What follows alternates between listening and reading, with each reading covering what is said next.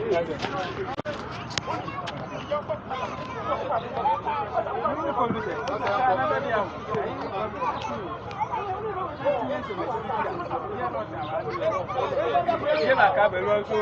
Nana.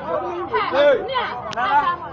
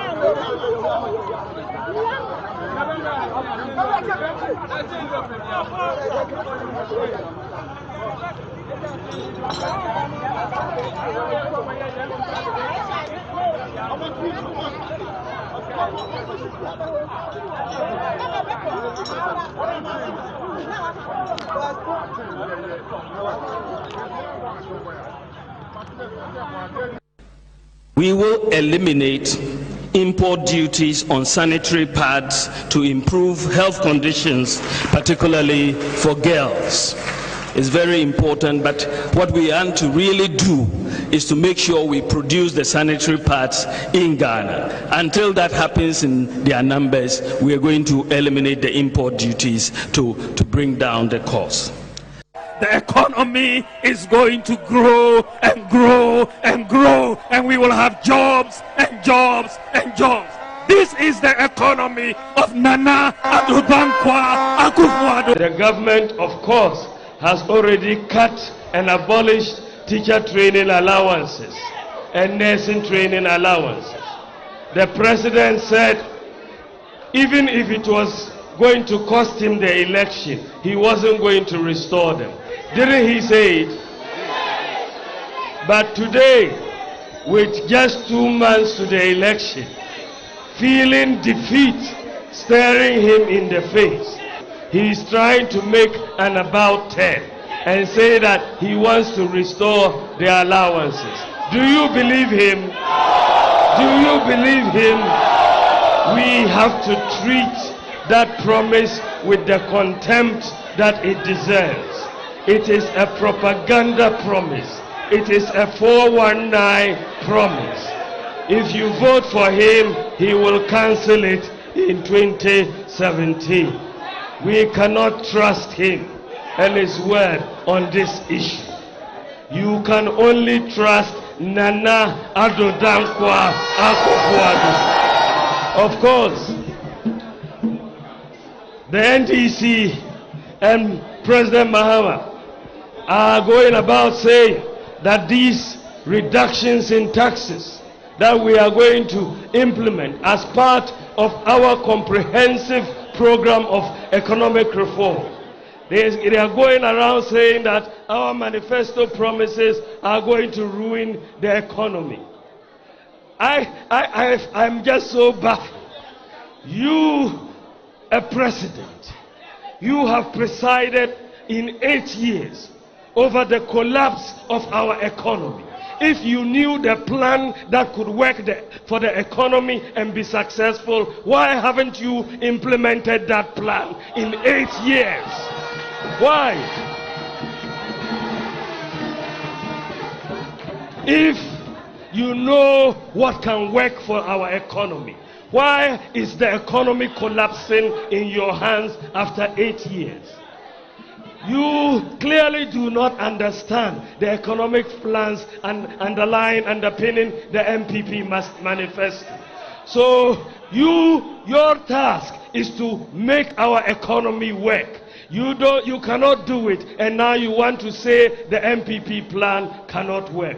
You have essentially no legs to stand on in saying the MPP plan cannot work, because your own plan has collapsed the economy, and we are bringing a new plan for the economy, and a new plan that will work. It will work. We reduced taxes during our tenure of office. Corporate taxes were brought down from 32% to 25%, and at the same time we saw a major increase in tax revenue. So it makes economic sense, and we are going to focus on production, and we will not be distracted by the president and his comments on our manifesto. He should focus on fixing this collapsing economy.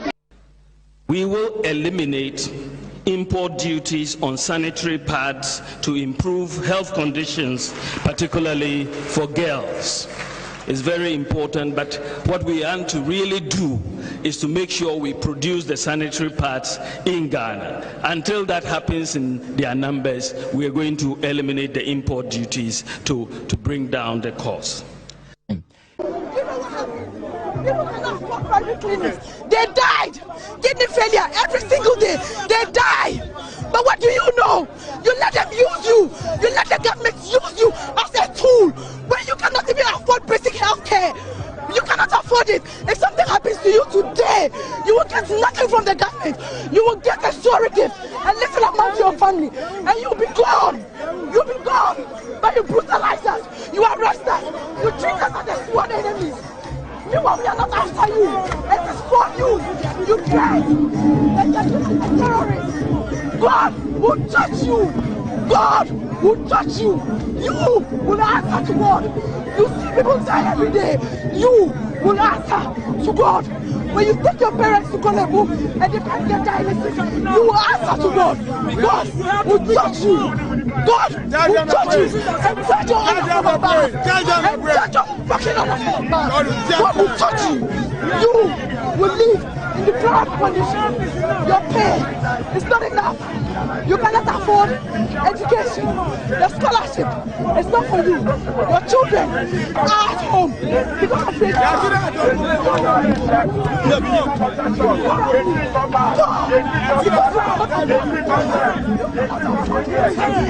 cannot afford it. I swear, God will judge you. God will judge you for being used as a tool. God will judge you. Judge you. Each and every one of you that treats us as the enemy. God will judge you. God will judge you. And if the country falls, you will suffer the most. Police suffer the most. You die every single day. You die every single day in robbery. What do you get from it? You will die poor. This country, the way it is, you will die poor. Your boss will be loose. You will be sorry. You will be sorry.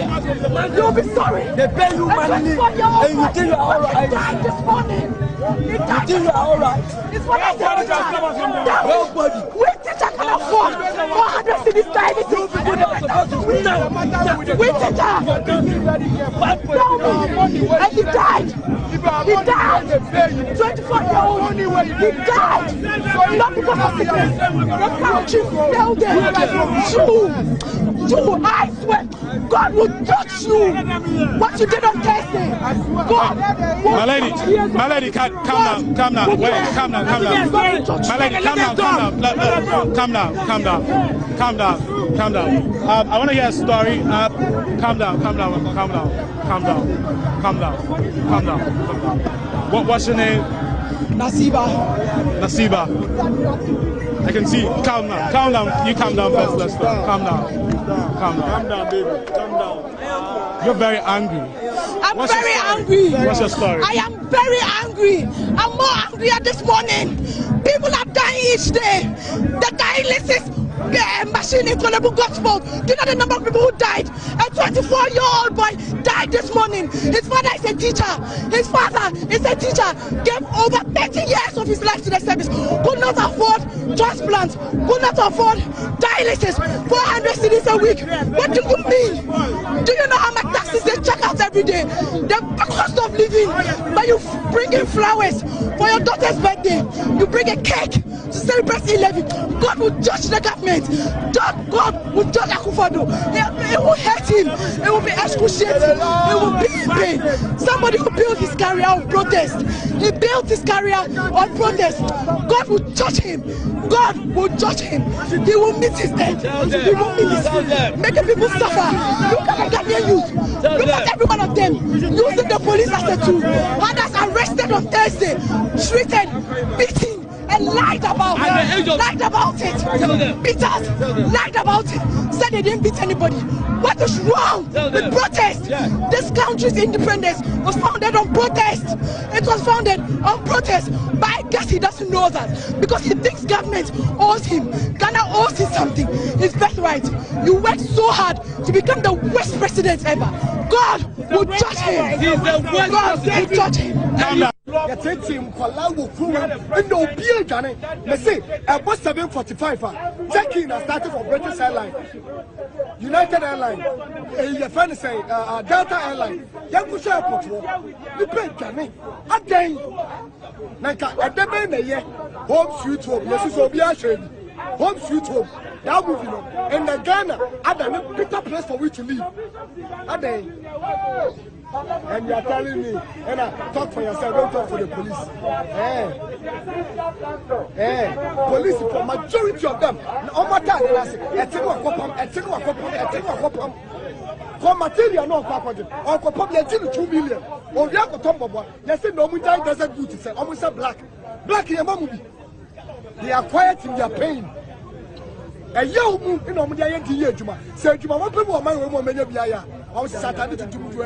Let me tell you, since I was 18 years old, I have had 3 careers, right? I have had a swimming school. I've been teaching as a swimming instructor for 7 years, okay? And then I've been working as a social media influencer on TikTok, Instagram, Twitter, Snapchat, you name it. And in addition to that, I've been practicing for law. I've been studying for the law to eventually make money in that area. And finally, I've been basically working on my YouTube career as well. How many sources of income did I mention? 4. And I take the trotro every day because I can't afford anything. Are you saying Uber, please? Let's be serious. I saw a tweet that says the politicians probably like their belly full. I do 010 or 001. Do you know what that means? No eating breakfast, no eating lunch. You just eat supper. I'm not even hands to my chest. I say this on my YouTube. I'm very honest. I don't lie.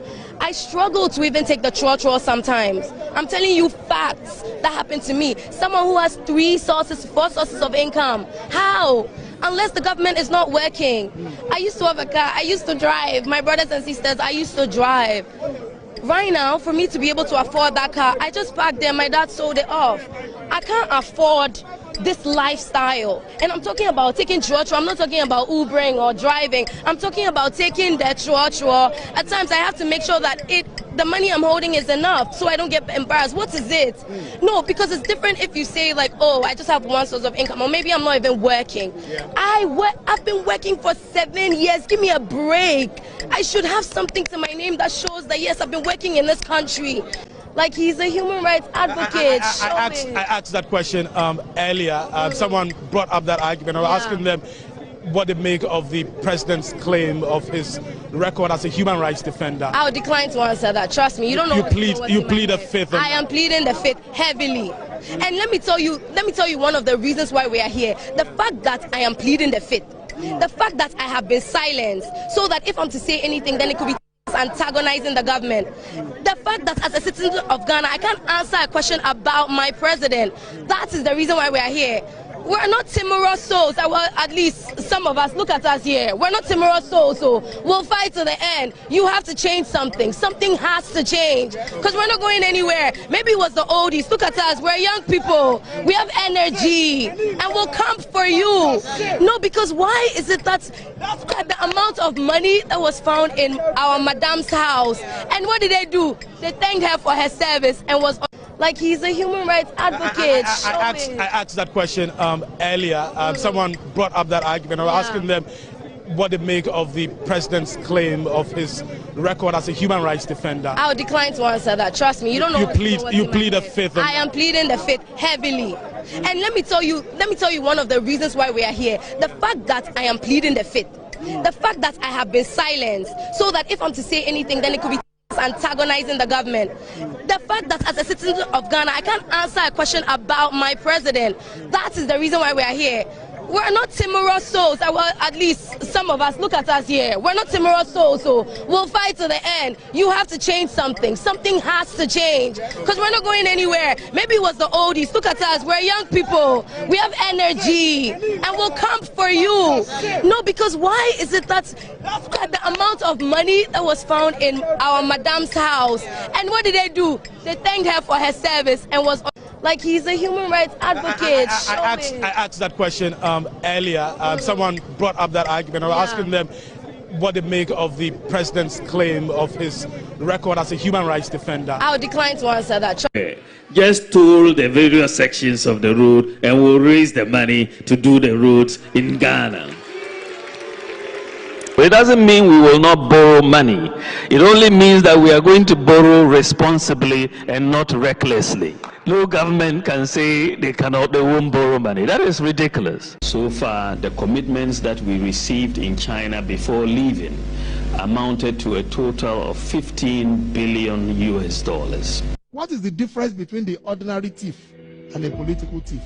Number one, the ordinary thief steals your money, your bag, your watch, and your jewelry, isn't it? But the political thief steals your future, your career, your education, your health, and your business. Number two, the hilarious part is that the ordinary thief will choose whom to rob. But you are the one who choose the political thief to rob you. Because we choose them. We vote them. We blindly say we are not blind. Who is deceiving who?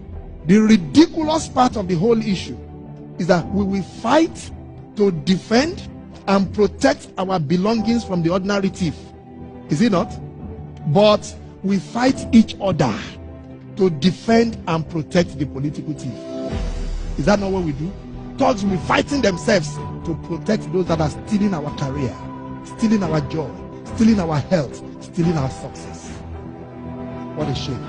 If you reach a certain stage in life and there is nobody who can look you in the eye and tell you the truth, you are doomed. And that is where our country has gotten to. We need to rescue this country. Wallahi. And I feel very terrible as a Ghanaian at this time. This country is in serious trouble, ladies and gentlemen. We are in serious trouble. We need to rescue this country, ladies and gentlemen. The presidency has been so depraved, so muddied, so dirty, that I tell you in all sincerity as a Ghanaian, that I feel terribly sad today as a Ghanaian. We need to rescue this country. Wallahi, inshallah. Please don't cry. We shall rescue our country. Government is broke, government is broke. But people are spending billions to go inside the government that is broke. Have you ever seen a minister who resigned because government is broke before? Government has no money. Have you ever seen a governor who said, ladies and gentlemen, when I was elected, I thought the government had money. Now I discover government has no money, I resign. Have you ever seen it? Government has no money, but they are bringing money out at election time. Where is that money coming from? So they are lying. What is happening is that there are two types of wicked people in government. Type 1, they eat current money. Any money they find in government, they will eat it. They are wicked about that one. There is type 2. Type 2, they eat current money and future money. They will say, my term will end next year. When I leave, how will I eat money? Let me borrow money now and borrow money of the future and eat it now. Right, hello, good morning and welcome to the show. This is Good Morning Ghana live on Metro TV. It's a Thursday, the 28th day of September, 2023. By His grace, we're live and we're here with yet another edition of the show. Our gratitude will go to the Most High God for the rare privilege of being alive and, of course, the opportunity of having another conversation around the top stories making the rounds here in our dear Republic. I'll let you into our panel for the morning's conversation shortly. But let's take a look at the front page of our newspapers, Daily Graphic. Scrap Article 71, it's unfair, TUC charges. 400 children, school children stranded, rainstorm rips off school roof. Ghana on course for EU timber trade license.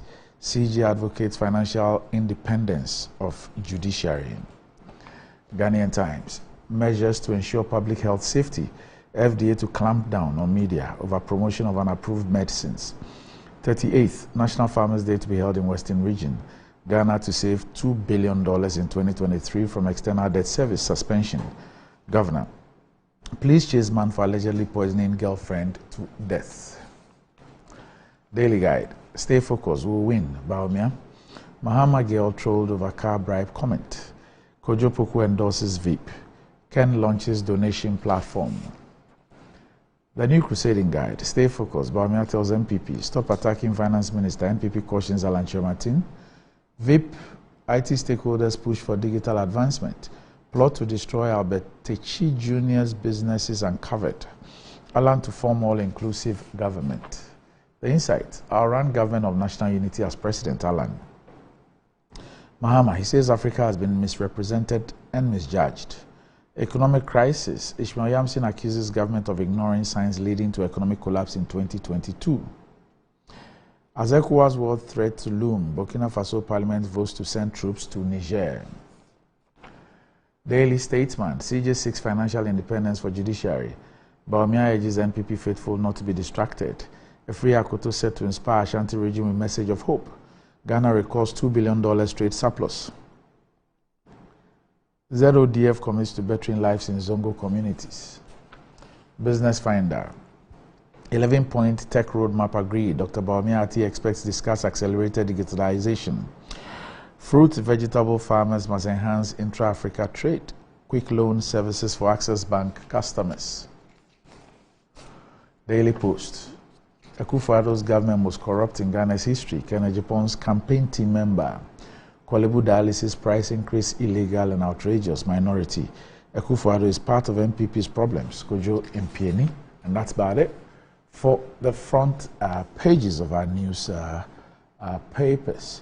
But just before we take the break, the Ghana Energy Awards is actually coming up shortly. And with me in the studio this morning, I'm going to have a quick chat with Mr. Kwame Atiasi, who's the Senior Corporate Communications Associate of the Energy Media Group, and they are responsible for the Ghana Energy Awards. Good morning, Kwame.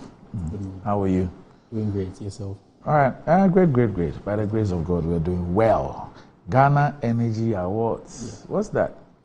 Okay. Good morning once again to your listeners. And the Ghana Energy Awards is an award scheme that seeks to recognize companies, institutions, and individuals contributing meaningfully to the development of Ghana's energy sector. Again, the award scheme seeks to encourage sector players to attain global standards and excellence in their operations. It's organized by the Energy Media Group, and it's endorsed by the Ministry of Energy, its allied agencies, the World Energy Council Ghana, and sector players also buy into it. For now, the award has been running for 6 years consecutive. This year is the 7th year, and we are hopeful that it's going to enjoy even much more success. 6 years. Yeah. So first of all, what motivated that kind of award scheme? I mean, for some people, I mean, every day we wake up, we hear of some award scheme or the other. What really motivated this, and what's been happening the past 6 years? Okay. So since the inception of the awards, what we have sought to do is to, first of all, look at what sector players are doing. Recognition is very key in our part of the world. And one thing we realize about recognition is that the moment you celebrate what people are doing, it influences others to do same. And so since the inception of the awards, I believe sector players can attest to the fact that the Ghana Energy Awards has grown gradually over time. And one thing that has set us apart over the years and continues to stand out in everything we do is our quest to create a platform that is very inclusive and also connects to the development of the sector. And this underlying focus has helped increase participation from sector players who buy into the vision of the awards. Today, we can boast, of course, in a humble way, of over 100 energy companies that participate in our awards. And we believe this is a testament of our relevance in the sector. Of course, our journey is not just by our might. We've had a lot of support from the sector, particularly the Ministry of Energy, and we'd also like to say a big thank you to them. But this will not be the only or first award scheme in that particular sector. What makes this different? What makes it credible? What makes it something that the industry players really would want to associate with? Okay, so for the sake of time, I'll just focus on three things. Right. You've mentioned one, which is credibility. In terms of an award scheme, credibility is very key. And so we've put in measures on our parts to ensure that we've involved the relevant stakeholders in what we do.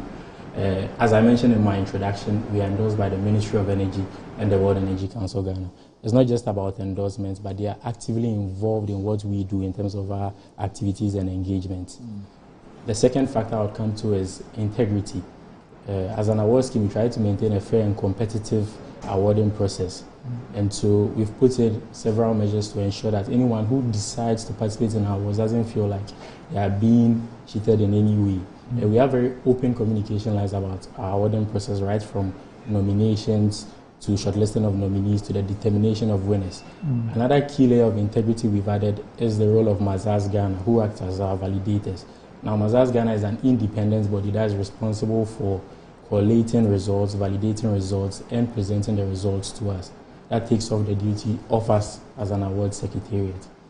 And the last thing that I would mention is impact. In terms of impact, we try to do this through two ways. The first one is our theme and by extension our award categories. Through this, we try to influence the activities of sector players to be in line with a broader vision for a more resilient and sustainable sector. The second is our STEM initiative, which is our flagship program, Energy Personalities Outreach Program, where we carry industry leaders to second cycle institutions across the country. And what they do is to engage in these meaningful conversations with these students to inspire them to pursue careers in the energy sector. And in the past, we've been to Achimota Senior High School, we've been to WASP, we've been to Nungwa Senior High School, St. Mary's Senior High School, several other schools. Just last month, we were at Ebri Girls Senior High School. And it has been very impactful, especially for the students. And so in our own small way, we are contributing to the growth of the sector and impacting the next generation leaders today. Now, so let's look at, in terms of the integrity and credibility and all that, let's look at the processes. I want to understand, one, the award categories and the entire process. I want you to take us through what makes this credible. So first of all, what are the categories? What will be the qualification criteria? And what will be the process that we go through in ascertaining who the awardees are? Okay, so each year we launch the awards at the media launch event where we unveil the theme and the award categories for the year. And this year we did that in June at Airport View Hotel. And subsequent to opening of nominations, the window is open for 3 months. So that's from July, August, and September. And during this window, we accept nominations from sector players in relation to any of the award categories that we have outdoored. And whilst this is ongoing, as an awards team, we also try to engage sector players in courtesy calls and exhibitions to gather feedback in terms of how we did in previous years and how we can improve the awards to make it more inclusive. And once the window is closed, which happens to be tomorrow, the nominations ends tomorrow. So once the window is closed, the next stage of that is, as an award secretariat, we then compile everything that has been submitted and we hand it over to our awarding panel. Now, our awarding panel is a 5-member body and is made up of international energy experts with diverse backgrounds. It's chaired by lawyer Kwame Jantua, and he's aided by Dr. Kwame Ampofu, who is the former board chairman of Energy Commission. Also aided by Professor Felix Asante, the Pro Vice Chancellor at the University of Ghana, Dr. Jemima Nunu, who is the Director in charge of Media and Strategic Communications at the Office of the President, and our very own Dr. Lawrence Tete, who is an economist and a well-known evangelist. Now, what they do is that they take these documents that have been submitted as a team. They first embark on site visitations to ascertain the facts of what have been submitted. And as part of the award, we've realized that over the years, through our journey, realize that there are people who are very good at putting out very excellent write-ups. But when you go on the ground, it's actually different from what has been submitted. So on our part, there's the duty for us to go down there and check to ascertain the facts of whatever has been submitted to us. So after the awarding panel is done with these site visitations, they then head on to the scoring sheets, where they score independent of each other, such that no panel member's scoring influences that of the other. When they are done scoring, that's where Mazars comes in. Our validators who act as an independent body, they pick up these score sheets, they validate them to ensure that everything is in order, and they collate the results from all these independent 5 panel members. And then they have the list of winners for each category. Now, this list of winners is not given to us as organizers or as the award secretariat. It's also not handed over to the awarding panel until the night of the event, which is in November this year, and is presented to us on stage in front of everyone. What this means is that prior to the event, the organizers, the award secretariat, the awarding panel, and even the nominees themselves, no one knows who is winning. And this helps keep the integrity and the excitement that comes with the element of surprise intact. Now, on our award categories this year... So before you get to categories, is it to suggest that all the awards are competitive? We have a competitive section and a non-competitive section, yes. On the competitive side, this year to create a more inclusive platform that recognizes the many contributions to Ghana's energy development, we had to broaden the scope of our awards catalog. And also our choice of theme, which I'll go to after this. Our choice of theme also necessitated the introduction of additional categories that are geared towards fulfilling the purpose of the theme. So, we have 24 competitive categories. And out of these 24 competitive categories, I'll just mention just a few. We have the Energy Personality of the Year, that's our Apex Award and the most coveted. We also have the CEO of the Year Award, the Green Chief Trailblazer Award, the Visionary Leadership Award, Energy Think Tank of the Year, Diversification Pioneer Award, and of course, Energy Reporter of the Year for our brothers in the media space who are doing so much to create awareness about the energy sector. Yes, and so that's it on the awards. Coming to the theme. To the non-competitive. Non-competitive. Yes. So on the non-competitive side, we have 4 categories over there. We have the Osajifo Young Leadership Award, and then we also have the women. Awarded to who? So with the Osajifo Young Leadership Award, we look at young rising people in the energy sector who are doing extremely well, and we believe that their contributions need to be recognized. And that's what the Osajifo Young Leadership Award goes to. Right. Yes, and with the next one, which is the Women in Energy Excellence Award, is important on our part. As we know, our industry is highly male-dominated, and it's important that we continue to recognize the efforts of the few women inside. And so we have a special category, which is non-competitive, that's the Women in Energy Excellence Award, which caters for that. There's also the Exemplary Leadership Award, which recognizes people in public positions who are using their position to further the agenda of a better energy sector. Yes, and there's the Lifetime Achievement Award, where we recognize those who have dedicated so many years, most of them, of course, they are retired and gone, so many years of service to the development of the sector. And we believe it's right that if we recognize such people, we might encourage the current crop of leaders to also give them their best in the hope of being recognized. Okay, so let's get on to the theme and why the choice of that theme. Okay, so this year our theme is more of a build-up from our previous theme. It's actually the first time that for 2 years running, the awards has focused on the same thematic area, which is energy transition. So last year, our theme sought to highlight the position of our country, that's Ghana, in the whole global energy transition discussion. And the need for a just and equitable conversation was brought to bear. On our part, we saw that it was important to highlight this, and subsequent to doing that, we felt that it's important that we carry on with the momentum that we gathered. And so the theme for this year is Ghana's Energy Transition Framework, Sector Institutions as Building Blocks for the 2030-2040 targets. Ghana's Energy Transition Framework, Sector Institutions as Building Blocks for the 2030-2040 targets. To break down the theme, this year our theme sought to highlight Ghana's pledge, our commitment to implement policies, guidelines, and projects that address climate change and its effects. And by so doing, also contribute our quota as a nation to the fulfillment of the objectives of the Paris Agreement. Now, is that why you have a category for green energy? Exactly. Okay. Yes. So those are some of the categories which are geared towards fulfilling the purpose of the theme. So with our theme going down, we realize that once we've passed this situation where we highlight our position in the whole conversation, it's important that we now focus on our approach as a nation. And these measures, these policies, these guidelines have been documented in what is known as Ghana's Energy Transition Framework. And this document was launched last year at COP27, Sharm el-Sheikh in Egypt, by government. And a dive into the document will help you realize that as a country, we've set our carbon neutrality on net zero targets to the year 2070. And what this means is that over the next 5 decades, we've spread across targets that need to be met before the year 2070. And these have been spread across 2030, 2040, 2050, all the way to 2070. Interestingly, just last week, another document was launched. That's the Energy Transition and Investment Plan. And this 2070 target has actually been reduced by 10 years to 2060. Okay. So that signals the need to act fast as a country to ensure that these targets are met. And it's important that the foundational targets, which we believe are the 2030 and 2040 targets, must be met as soon as possible. So on our part as an award scheme, where we believe we can also contribute to the development of the sector, we feel that by recognizing these early efforts that are geared towards the fulfillment of these targets, we can also influence the actions of other sector players to carry in the same path or charter the same path of fulfilling these targets in the framework. And so that's the whole reasoning behind the thing. That's brilliant. Anyway, now, for the kind of industry that you have in this award scheme, a lot of people say that sponsorship should not be a problem for you. That's where really the money backs. And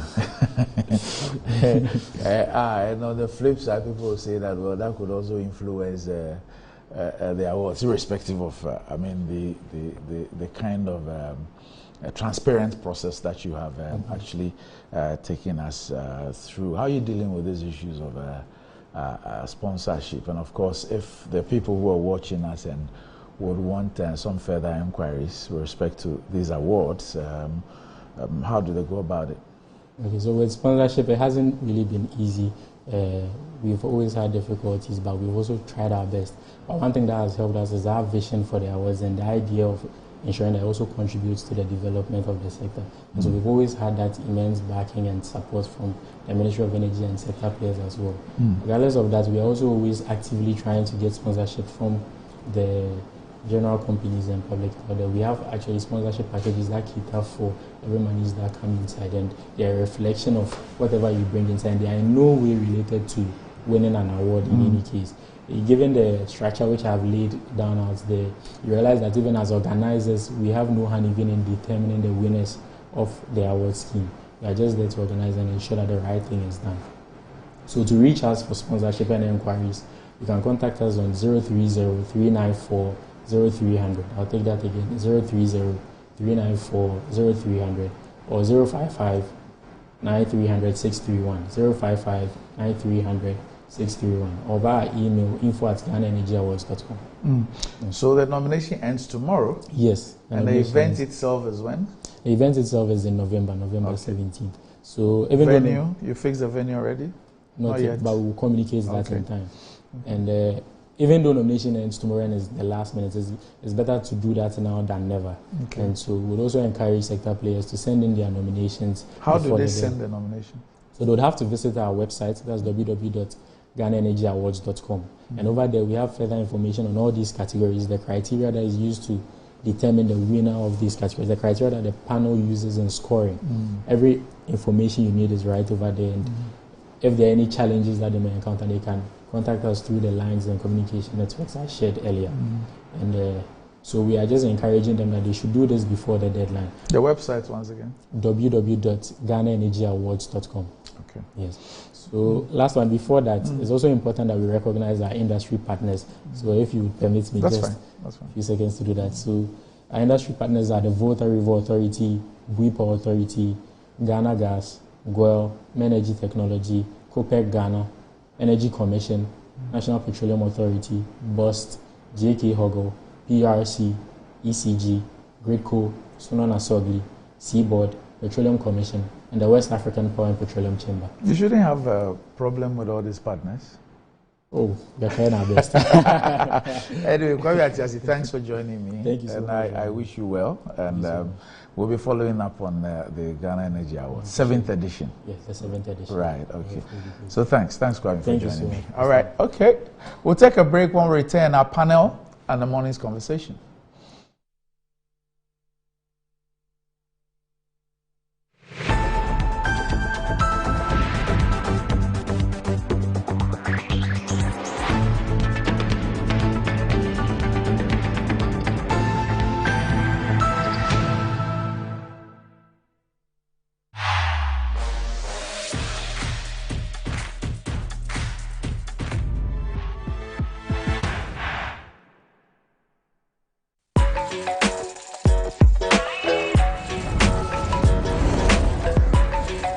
You are your own person, unique, one of a kind, special. That's why you deserve everything tailored to suit your particular taste, your preference, your needs.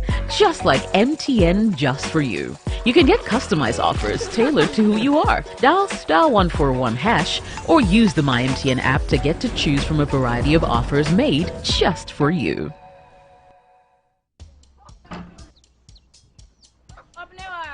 Mommy.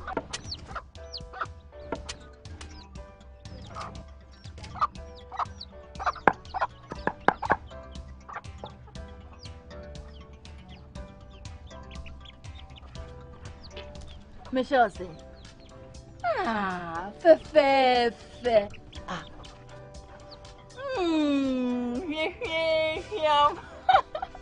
Different era, better result. Time has changed and time has brought Kel Choco Toothpaste.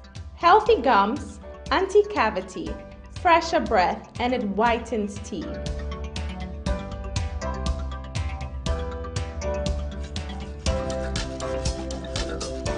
Kel Choco Toothpaste. Sankofa. Yenchi. Kel Choco Toothpaste. Happy smile. This advert is FDA approved. Ready for something refreshing and great tasting? For your kids' enjoyment? Angel Cola. For your graduation enjoyment? Angel Cola. Beach hangout? Angel Cola. For all your refreshing moments? Angel Cola. For your parties, get-togethers, events, and celebrations, enjoy a chilled bottle of Angel Cola. Radio Grandma, today is your day. Over to you. Thank you. Enjoyment Cola. Angel Cola. The Enjoyment Cola. Enjoy all your moments and fun time with Angel Cola. This advert is FDA approved. Enjoy the fruits of your labor, they say. But as humans, aging and physical infirmity stands our way of enjoying our mansions and homes. It often becomes challenging, if not impossible, to use our stairways day in, day out. With portable American pneumatic vacuum elevators, PVs, you are assured of unlimited enjoyment of your mansions and homes. It's a self-supported elevator for vertical movement of humans and goods at homes and offices. The original comes in 3 custom-made models with wheelchair accessibility. Call it luxury, but it's a necessary imperative for vertical mobility. Do not let aging or infirmity limit you. Get one for your easy vertical mobility at home. It's affordable and can be installed in just 3 days without modification to your existing building. It's however easier to incorporate it at the construction stage. We also have traditional Fuji elevators and escalators for your high-rise buildings and malls. Visit Lifts and Elevators Company Limited at Sakumono for your elevators nationwide. For free consultation to call or WhatsApp us on 0200-535-515. Lifts and Elevators, the elevator people. Betway is your gateway to a theme park full of gaming excitement.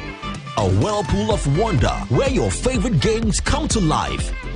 Where you can take to the skies with max payouts that reach into the millions. All in the palm of your hand. Visit betway.com.gh. Terms and conditions apply. Betway is regulated by the Gaming Commission of Ghana. No under 18. Bet responsibly. Betway. Bet your way. Inside Black Star Press Limited. Grow inside the invective minds, evolving concepts, and the creative trends the printing press you need now. Witness the beauty, diversity, and natural wonder with our works. Inside Black Star Press Limited, in association with Lionhead Group of Companies. Call us now on 0200-880-000 for all your print works. Black Star Press Limited, a worldwide reputation for quality printing.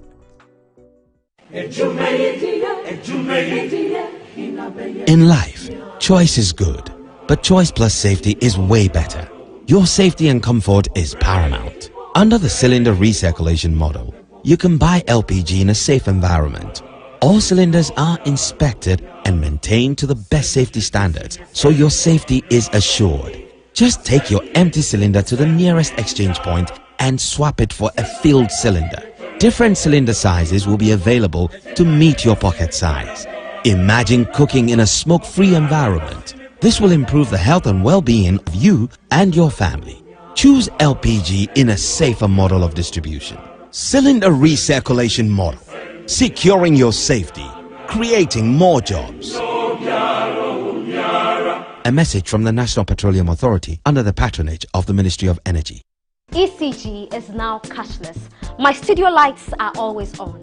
I never run out of power. With the ECG Power app, I'm able to report an issue, check my credit, buy power, all in real time whenever I need to. I don't worry if ECG vendors are closed. In the comfort of wherever I may be, I still keep my lights on thanks to the ECG Power app. You can simply use mobile money wallets, Visa or MasterCard.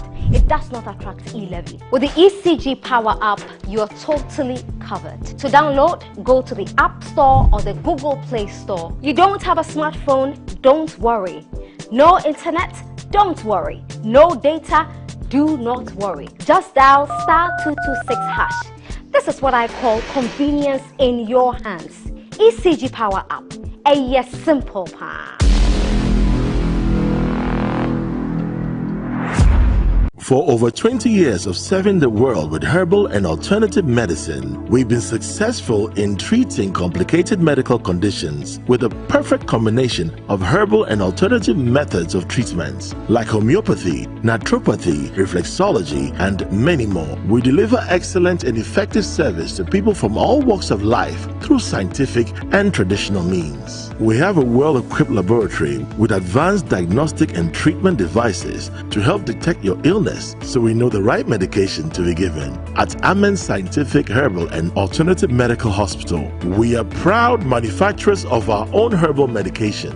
Our zeal and passion to save lives with our patients at heart and outstanding achievements since 1996 has won us several awards. That is why we say, go herbal, go Amen. We are located everywhere in all the regions. Amen Scientific Herbal and Alternative Medical Hospital. Allahu Shafi, God is the He.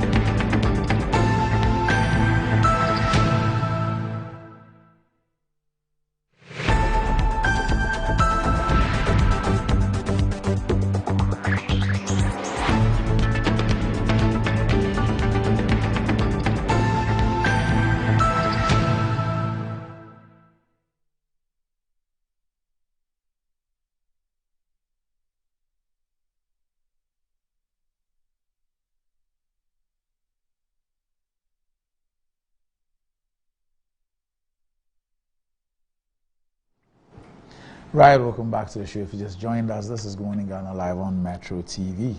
With me on the show this morning, I have the Member of Parliament for the Botiano English Amanfo constituency, the Honorable Sylvester Tete. Good morning, Sly. Good morning, Doc.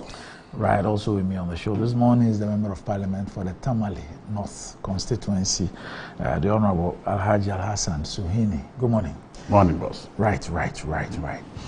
Well, just before we go on with the discussions, are you ready to treat your callers to good tunes while you win incredible rewards?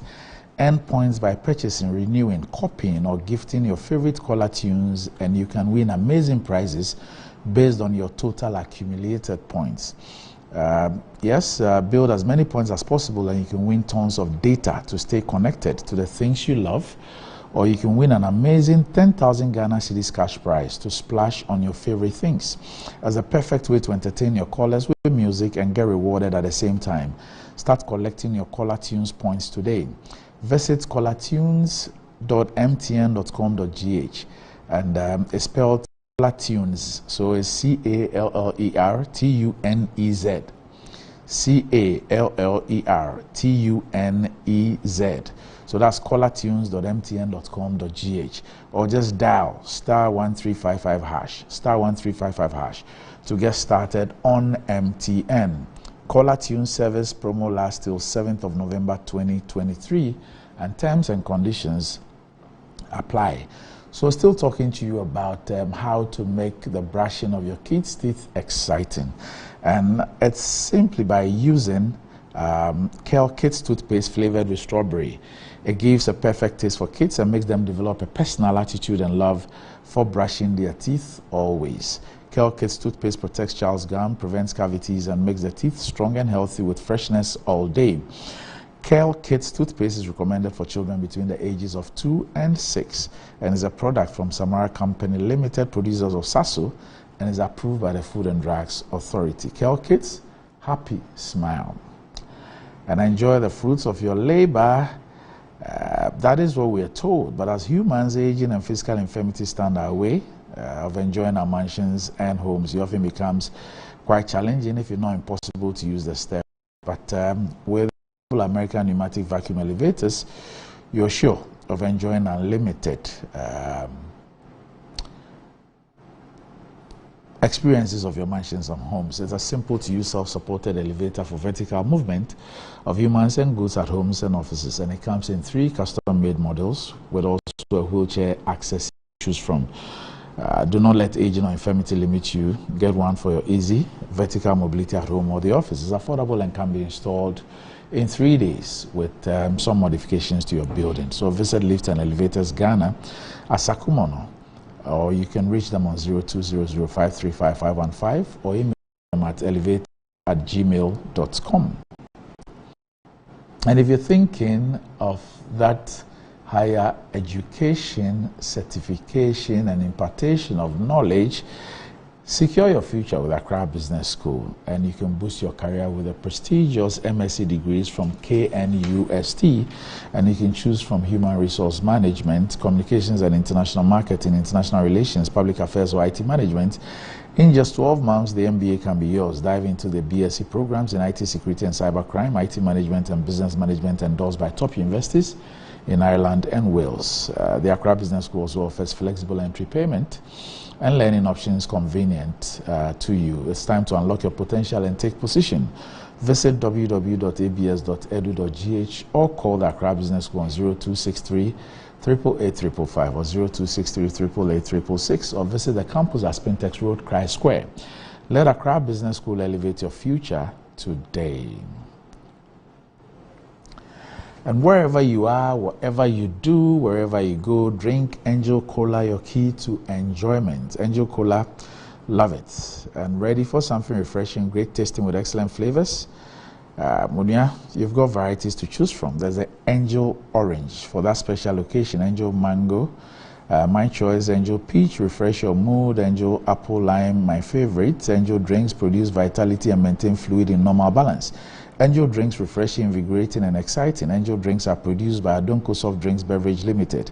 Angel Drinks taste like our day and is recommended for all, including children. You can reach them on 0244832286 and 0507878668. And a while ago, we were speaking about the Ghana Energy Awards. It's here again, and it's the 7th edition. This year's theme is Ghana's Energy Transition Framework, Sector Institutions as Building Blocks for the 2030-2040 target. Now, this is the best part. You can nominate yourself, someone, or even an institution for these categories. There are Visionary Leadership Award, CEO of the Year, Energy Investment Impact Award, Energy Institution of the Year, the Energy Signature Award, Energy Company of the Year, Energy Think Tank of the Year, Rising Star, Energy Reporter of the Year, and many more. So visit www.GhanaEnergyAwards.com for more information and call 055-930-0631 for sponsorship. The Ghana Energy Awards is endorsed by World Energy Council Ghana and Ministry of Energy. It's validated by Mazars Ghana and Ghana Energy Awards, 7 years of redefining excellence. Okay. So I'm here with my panel, and in the last few days, you would recall that one of the key things, and that has been a worry, and which came up also yesterday on this program, has to do with the payment for renal dialysis at the Korle-Bu Teaching Hospital, and this has to do with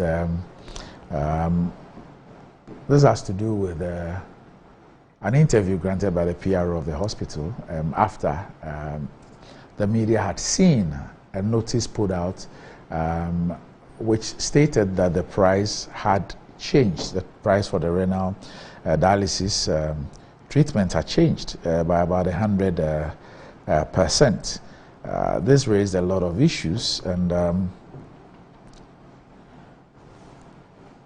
the Korle-Bu Teaching Hospital has issued a statement. But fortunately, we have Dr. Opoku Wariampoma, who's the CEO of the Korle-Bu Teaching Hospital, with us this morning, so that we can deal with this particular issue.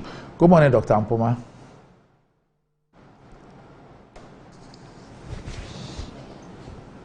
Hello, Doc.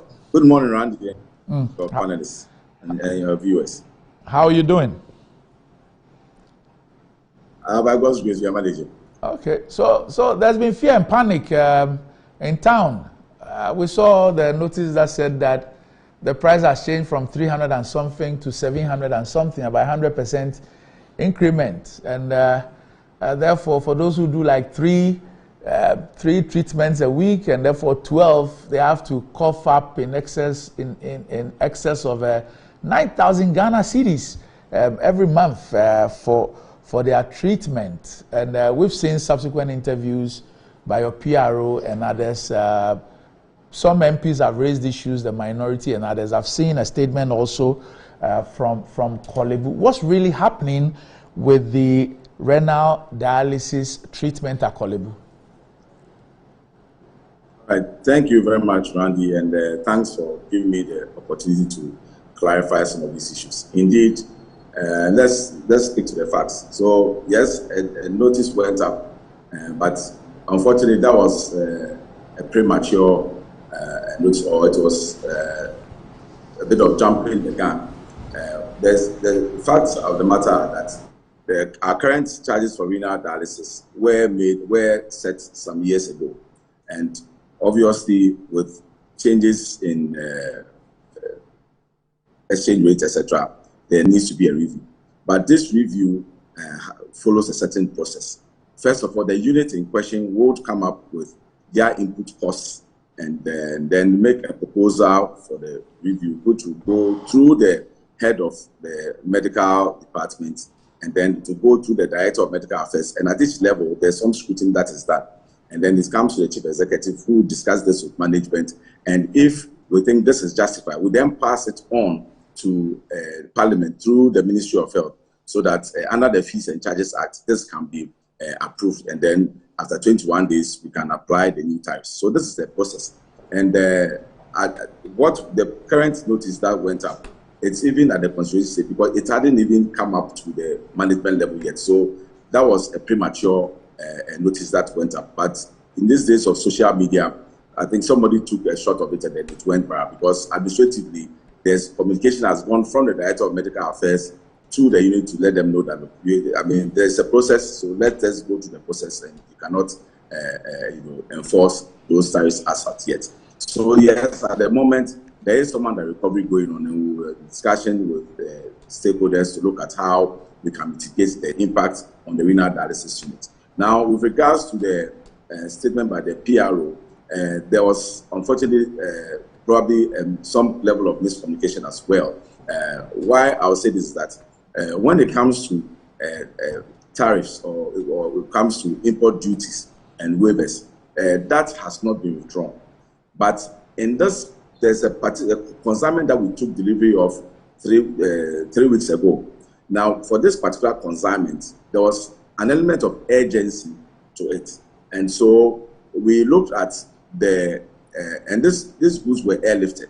And so at that time, if you've been following the dialysis unit, we had to cut back on the extent of our services, dealing only with emergencies and inpatients, because the consumable levels had come low. Now, this has been necessitated because there were some contractual issues with the supplier which we needed to iron out. But we have been able to iron that out now. And so the consignment, which usually comes by sea freight, which gives us enough time to do the paperwork for the waivers and things, was now airlifted. And so once they came in, we needed to take delivery of them quickly. And then we also looked at the quantum of the duty. And then we're also looking at the demurrage cost, the storage cost that we would incur if we wait for the paperwork to be done. And realize that actually we may end up paying more in demurrage than the duty waiver that we are going to get. So we might as well just pay and clear them. So in this instance, that is what was done. But this is not the first time that has happened. And usually we do not pass that cost on to the patient. It's something that we absorb administratively.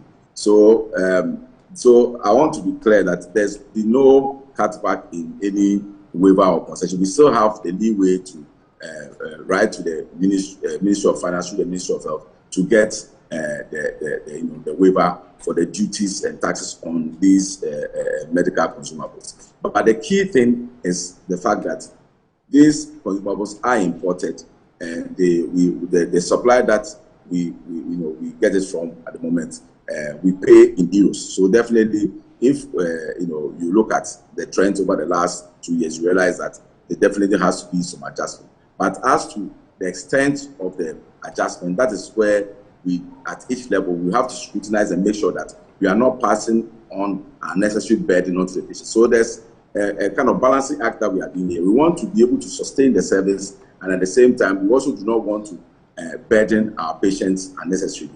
And if you are following, I'm sure your team has followed the Renal unit quite closely, and they are aware that we have actually engaged some philanthropists, like the First Guy, who have come to assistance, so that the First Guy has actually been subsidizing the treatment, or in fact paying the full cost of treatment for about 250 patients a year. So what it means is not just 250 sessions, but for about 250 patients who are enrolled on their program, they get their dialysis 2-3 times a week, fully paid for by the First Guy. And so, of course, there needs to be a wider national conversation around how we fund some of these conditions, because we all know that the health insurance system came in at a certain stage, and we keep on improving bit by bit. But then it's also something that needs careful analysis to enroll different diseases onto, because if you also overburden the scheme with a limited resource input, then it's not going to be workable. So there is a certain conversation that we are having already about how we handle some of these conditions. And you can see that from time to time, new diseases are added on to the health insurance scheme. Like recently, the 4 childhood cancers were added onto the scheme, so that it benefits those patients. So we are not. We are in this together with our patients. We appreciate the challenges that chronic renal failure patients faces, and so we are quite mindful of that in coming out of any adjustments in tariffs. So although yes, I'll admit that there needs to be an upward review, I don't think it will be to that level as was put out. Now Doc, I need to appreciate something with respect to the due process that you've just taken us through. Is the Renal unit a cost as well as a revenue center? I'm asking this because I want to appreciate what will motivate the center to put out that notice. Yes, so So the proposal was originated from the center. So it looks like somebody within the center thought that it had been approved, and that's why they put it up. But it hasn't. It is yet to just go through the administrative processes. But it's because usually, I mean, this would have been noticed and would have been taken down, but because it's gone viral, and that's why it's created that kind of furore. But usually, I mean, everybody system knows that we go for regular review of our fees and charges, and it is only when it has been approved that the tariffs are applied. Are you aware if any patients have paid these new fees, or if some patients had to return home because they could not pay these new fees?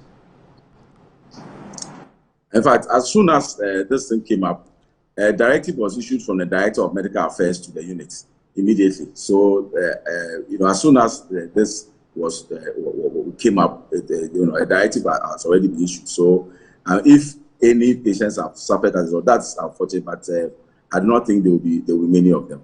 Okay. So, Doc, help us understand something. How many patients come to Korle-Bu for the renal dialysis? At the moment, on the books, they'll probably in the region of about 400. So we have about around 250 being taken care of by the First Sky Group scheme, and then there are others who have their organizations are able to pay for them, or they are paying out of pocket. So the First Sky Group is taking care of about 60%. Yes, please. In fact, the First Sky Group has been very, very helpful. In fact, they have been the backbone of this service, because a lot of the patients unfortunately cannot afford. And in fact, it will interest you to know that an accreditation team came from the West African College of Physicians to accredit our service. And when they came, we were shocked at the survival rate of our patients. Because we have patients who have been on dialysis for more than 10 years, 15 years, etc. In fact, it looks at the survival rate and the quality of life of our patients. We're very, very impressed about our figures, because among the West Africa sub, we are the leading center, one of the leading centers, and in fact we have the best figures in terms of survival. But it is because of the support that we are getting from groups like First Sky. Now, Doc, how much does it cost Korle-Bu to offer a dialysis treatment to a patient? One, how much does it cost you? Yeah, so at the moment, looking at it, we still sort of doing the numbers, but at the moment, it will look to be in the region of between 500 and 600 Ghana cedis. That's the bare minimum cost. That's the cost? Yes, please. Okay. Now, and how much do you charge now? We are charging 380. So, who takes up the deficit? Yeah, so that's where the arrangement with First Sky Group helps us to absorb some of those deficits. And then we also engage with ministry and other stakeholders to come in to support. Okay. And so at your cost, it should be about 600. And then I'm sure that you have... I don't want to stick to a particular figure, because we are still interrogating the numbers. Say a minimum of 600. Yes, I mean, so let's say around 500. Yeah. Because we also have to look at break-even costs. The thing is that because we are also a government agency, and the government takes care of our salary, so it's not, you need to look at all those figures, factor that in. Right. Because if you are running a pure, so there's a difference between running a pure commercial service where you are taking care of all your salaries and other things, then you have to factor those costs. But where the salaries are taken care of by the government, then that itself is some level of subsidy of the service. Okay. So we are now looking at the pure, like the input, the cost of the consumables and the other medications that go into the treatment. So that's what we have to more or less concentrate on. All right. So, Doc, let me find this out from you. You've given us a number 400, as in those who come to Korle-Bu for the treatment.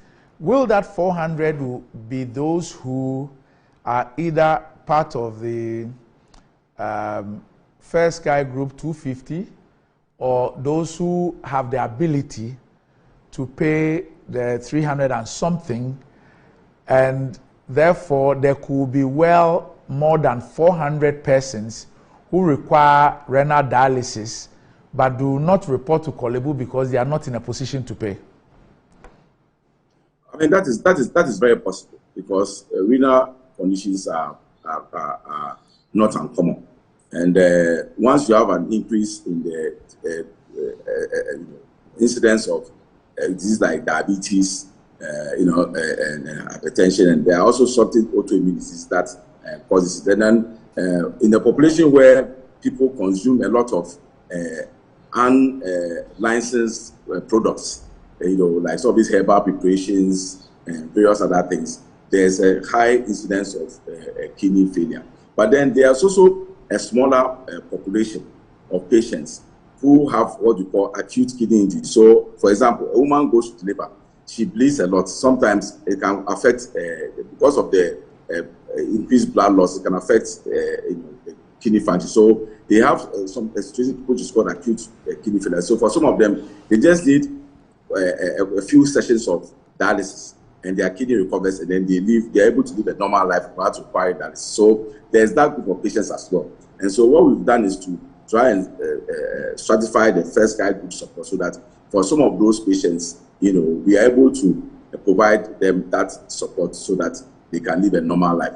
And then the other two that we are talking about are the patients who have whose kidneys are not functioning in the long term and therefore need the dialysis service to maintain their lives. So the 400 number I was giving you is more like an aggregate of all these different subgroups within the chronic the kidney failure patients.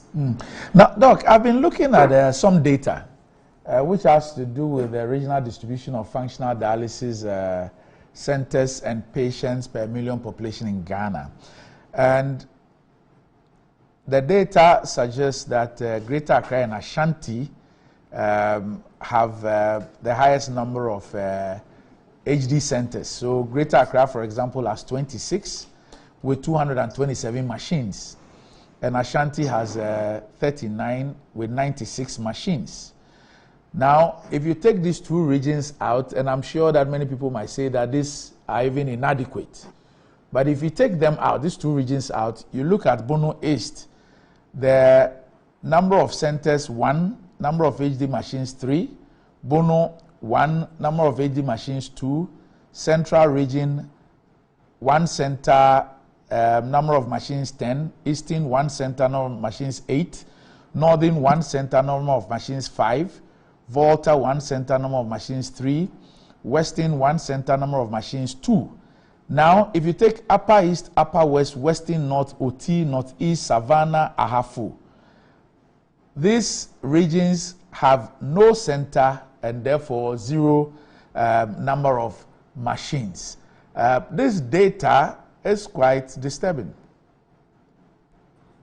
Yes, Randy. So I won't dispute the data because I think it's a reflection on the current state of our healthcare delivery system. So you can see that the centers that are more sustainable have got more institutions and more specialists, who tend to have more of these facilities than some of the underserved regions. And so this is why we need to have a national conversation as to how we decentralize. We are the ministry is now talking about universal health coverage. So this is where we need to have that national conversation where we see how best to make healthcare to all the levels of complexity available and accessible to people in all parts of the country. So that equity, in the health distribution and access to some of these facilities comes to the fore. And so this is a national conversation that needs to be had. So it's not just, well, today we are talking about dialysis,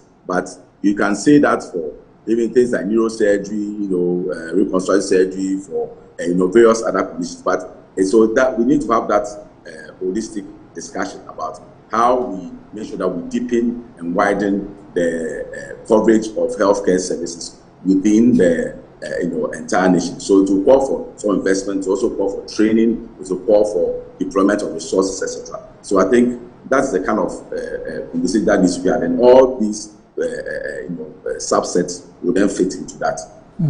Now, Doc, earlier this year, we were on this show and we were celebrating you guys, your team, with that groundbreaking transplant, kidney transplant at the Korle-Bu Teaching Hospital.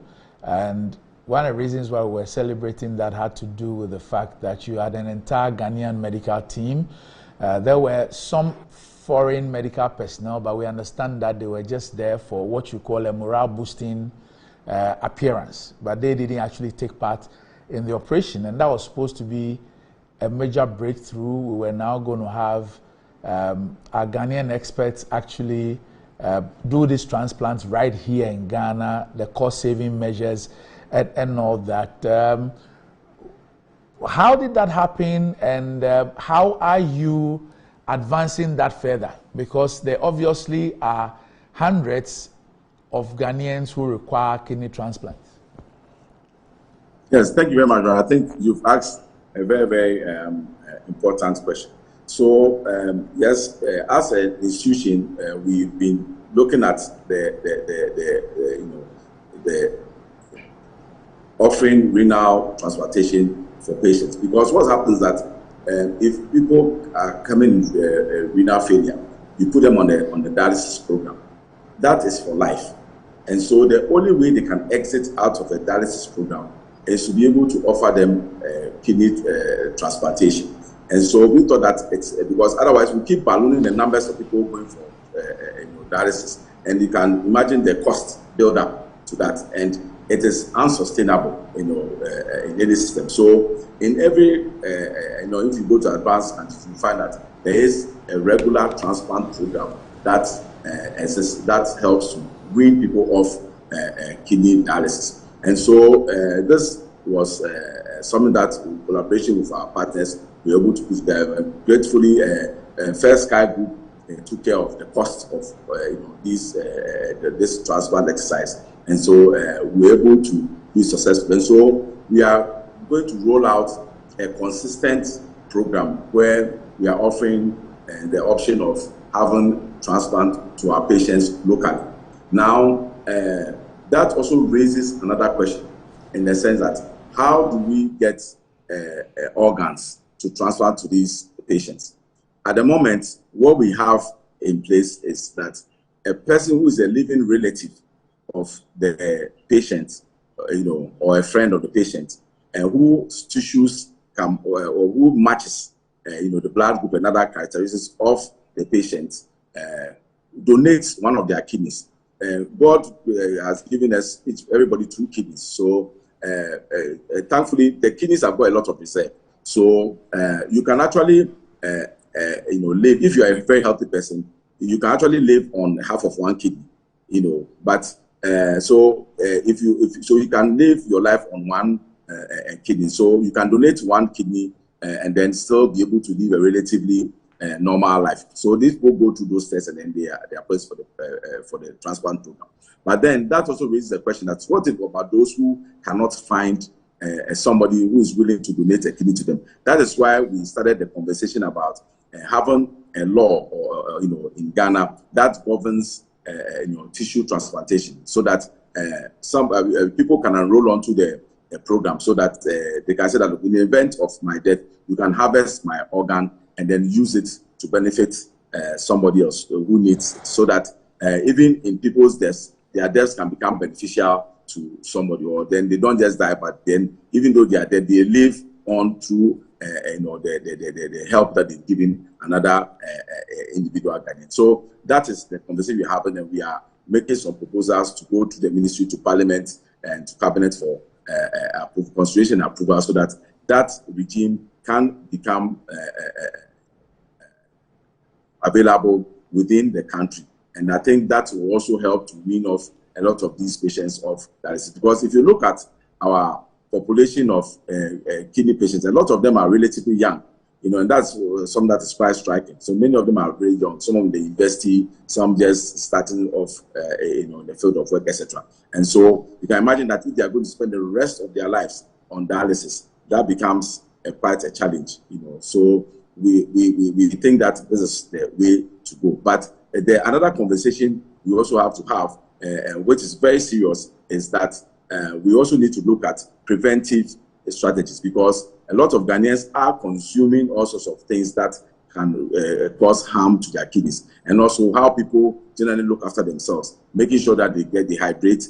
People should be able to watch the color of their urine and see that, look, if my urine is dark, it's getting deep yellow, it's getting dark, it is not good for the health of the kidneys. You need to hydrate more. We are in an environment where it is warm and we tend to sweat a lot, and so we should be hydrating often. And there are other things that we have to avoid, and if you are a diabetic, make sure that it's well controlled, because when diabetes is uncontrolled, it ends up damaging the kidneys. And some of some of the conditions are sad that people are born with it. There are some inherited conditions that cause kidney problems. Those ones probably the individual does not have much control by it, but the number of them are related to lifestyle. Also, a number of them are also related to how quickly we treat even simple things, like even somebody has a severe diarrhea or severe dehydration, or has diarrhea and vomiting, for instance.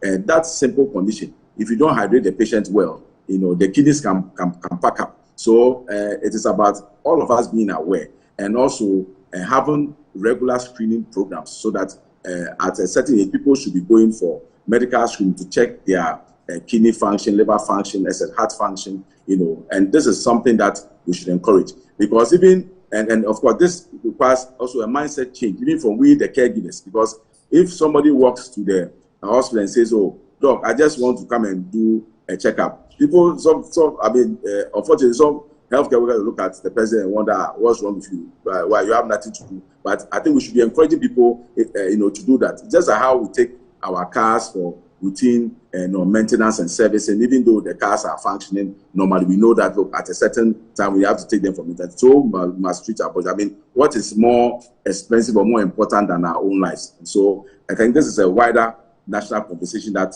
we must have. But at the bottom of it is that we need to do more to make these services available to the Ghanaian population. Right, Doc, in view of the last part of your conversation, all over the world today, especially in the developed world, you see that a lot of countries are aggressively strategizing on the preventive. The curative is extremely expensive, but they realize that if there's a lot of focus on the preventive, it reduces the kind of expenditure on the curative. And so there are very aggressive strategies in dealing with the preventive.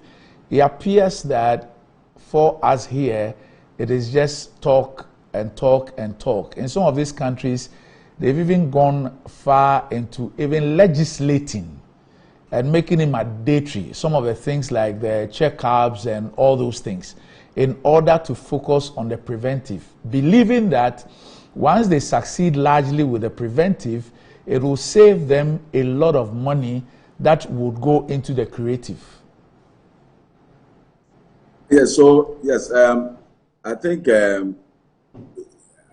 agree with you that we can do more, but I also wouldn't say that nothing is being. I think this is something that has come up, and so I just really returned from a session this week where we are looking at making sure that even if the facility, local facility, is just a CHIPS compound, how do we equip them so that they can all take part in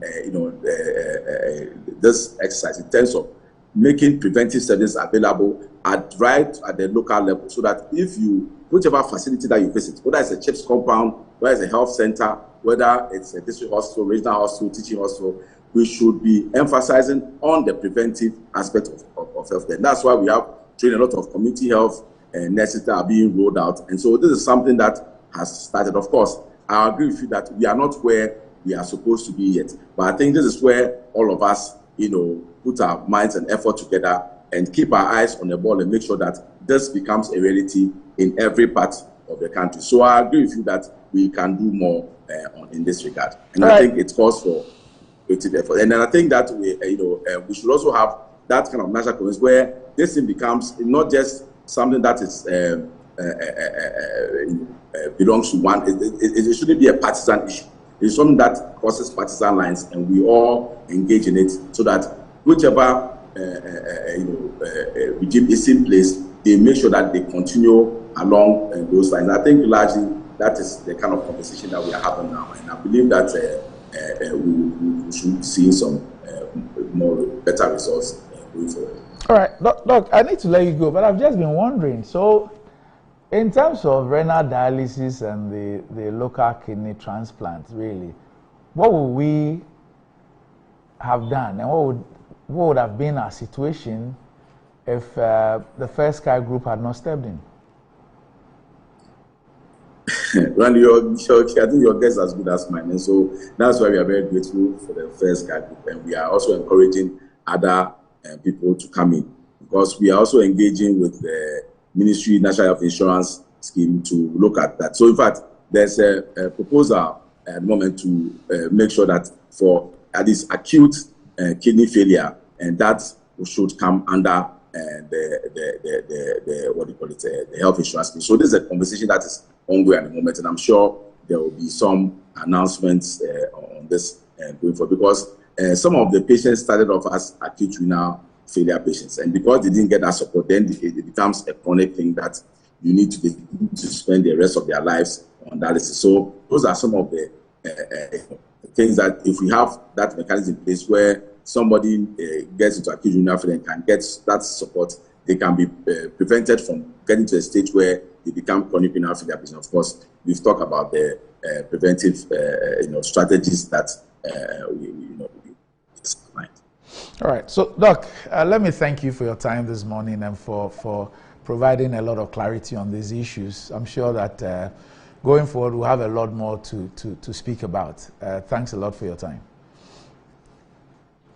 Yes, thank you, Randy. And I also thank your team for supporting us when we were doing the transplant program. The Metro team has been quite supportive in that regard. And I believe that people like yourself can be a key advocate to help us to bring some of these issues to the fore and make sure that we all galvanize our efforts and make sure that we make, at least tomorrow, we'll be in a better state than we are today. Thank you very much. You can always count on my support. Thanks once again. Dr. Opoku Wari Ampoma, CEO of the Korle-Bu Teaching Hospital. We'll take a break. When we return, I'll take my panel's view on this issue and a few of the other issues that are on the table this morning.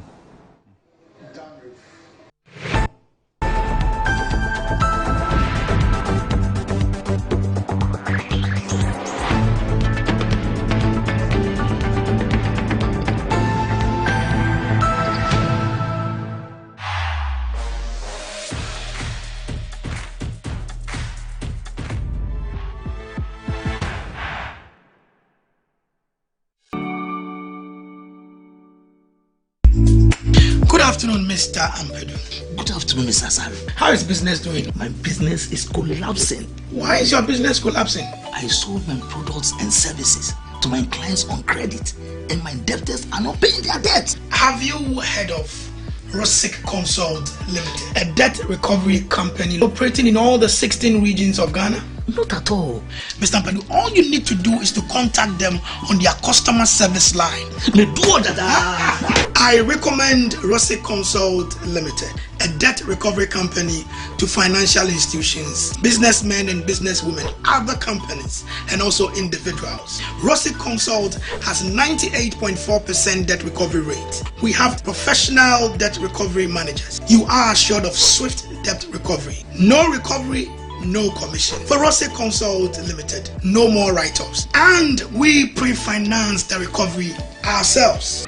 Betway is your gateway to a theme park full of gaming excitement.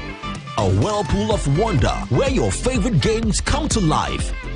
Where you can take to the skies with max payouts that reach into the millions. All in the palm of your hand. Visit betway.com.gh. Terms and conditions apply. Betway is regulated by the Gaming Commission of Ghana. No under 18. Bet responsibly. Betway. Bet your way. Enjoy the fruits of your labor, they say. But as humans, aging and physical infirmity stands our way of enjoying our mansions and homes. It often becomes challenging, if not impossible, to use our stairways day in, day out. With portable American pneumatic vacuum elevators, PVs, you are assured of unlimited enjoyment of your mansions and homes. It's a self-supported elevator for vertical movement of humans and goods at homes and offices. The original comes in 3 custom-made models with wheelchair accessibility. Call it luxury, but it's a necessary imperative for vertical mobility. Do not let aging or infirmity limit you. Get one for your easy vertical mobility at home. It's affordable and can be installed in just 3 days without modification to your existing building. It's however easier to incorporate it at the construction stage. We also have traditional Fuji elevators and escalators for your high-rise buildings and malls. Visit Lifts and Elevators Company Limited at Sakumono for your elevators nationwide. For free consultation to call or WhatsApp us on 0200-535-515. Lifts and Elevators, the elevator people. My name is John, and this is my long-time crush, my cookie dipped in strawberry yogurt. On this scorching hot afternoon on our way back from a long job hunt, we met this good Samaritan who offered us help. 6 weeks later, a special wedding reception for our bride and groom. And there she is, my cookie, dipped in someone else's yogurt. Who holds the moolah, holds the shot. Play game by games, the easiest lottery to play and win. Pick 4 numbers from 0 to 9 up to 3 times daily to become one of our daily lucky winners. Dial *946# to play now, or you can also play online at www.gamepackgames.com. Game Park is regulated by the National Lottery Authority. Who wins the Ultimate Energy Personality of the Year at the 7th edition of your prestigious Ghana Energy Award? Under the theme, Ghana's Energy Transition Framework, sector institutions as building block for the 2030 to 2040 target. You can nominate yourself or an institution for categories such as CEO of the Year, Energy Investment Impact Award, Energy Signature Award, Rising Star, Energy Reporter of the Year. Immaculate ability. The Makers Electronics Company Limited. Ewo Taifa Burkina Highway. Amasama Zongo Junction. Edike Pharmacy Dining. Oyer Fateman Boga Junction. Ashaman Valco Flat. Kumasi. Ahinema Kokobin. Asafu Buachi Hospital Junction. Sakradi. Kuma. Number 9 Market. So and tell mom and dad about the Makers Blessing Attack program. From 0552 222 253 and 0552 222 254. Terms and conditions apply. Inside Black Star Press Limited, grow inside the invective minds, evolving concepts and the creative trends. The printing press you need now. Witness the beauty, diversity and natural wonder with our works. Inside Black Star Press Limited, in association with Lionhead Group of Companies. Call us now on 0200-880-000 for all your print works. Black Star Press Limited, a worldwide reputation for quality printing. Change your style. Like that. Star 857 hash. Star 857 hash. Young Kwe. Chianaya foul baller. Zoom lion. Zoom lion. Chianaya foul baller. Zoom lion. Zoom lion. 857 hash. Zoom lion. Star 857 hash. Zoom lion. Change your style. Change your baller style. Don't be like that. Zoom Lion is here for everyone. Pay with star 857 hash and we will come for your baller. Zoom Lion. Tiamian for baller wate.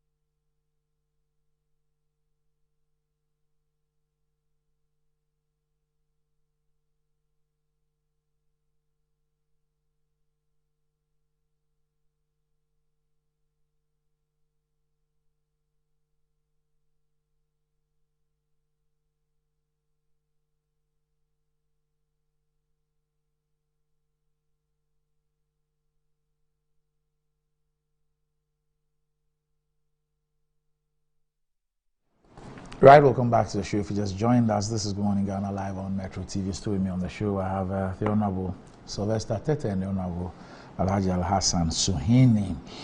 Now, are you tired of compromising on the quality of your furniture? Look no further. With Gracefield Ventures, you guarantee top-notch products that are not only beautiful but also built to last. With over a decade of experience, Gracefield Ventures has been the ultimate destination for office and home furniture, creating living and working spaces that exude charm and sophistication, from luxurious sofas that cradle you in comfort to sleek swivel chairs that elevate your productivity.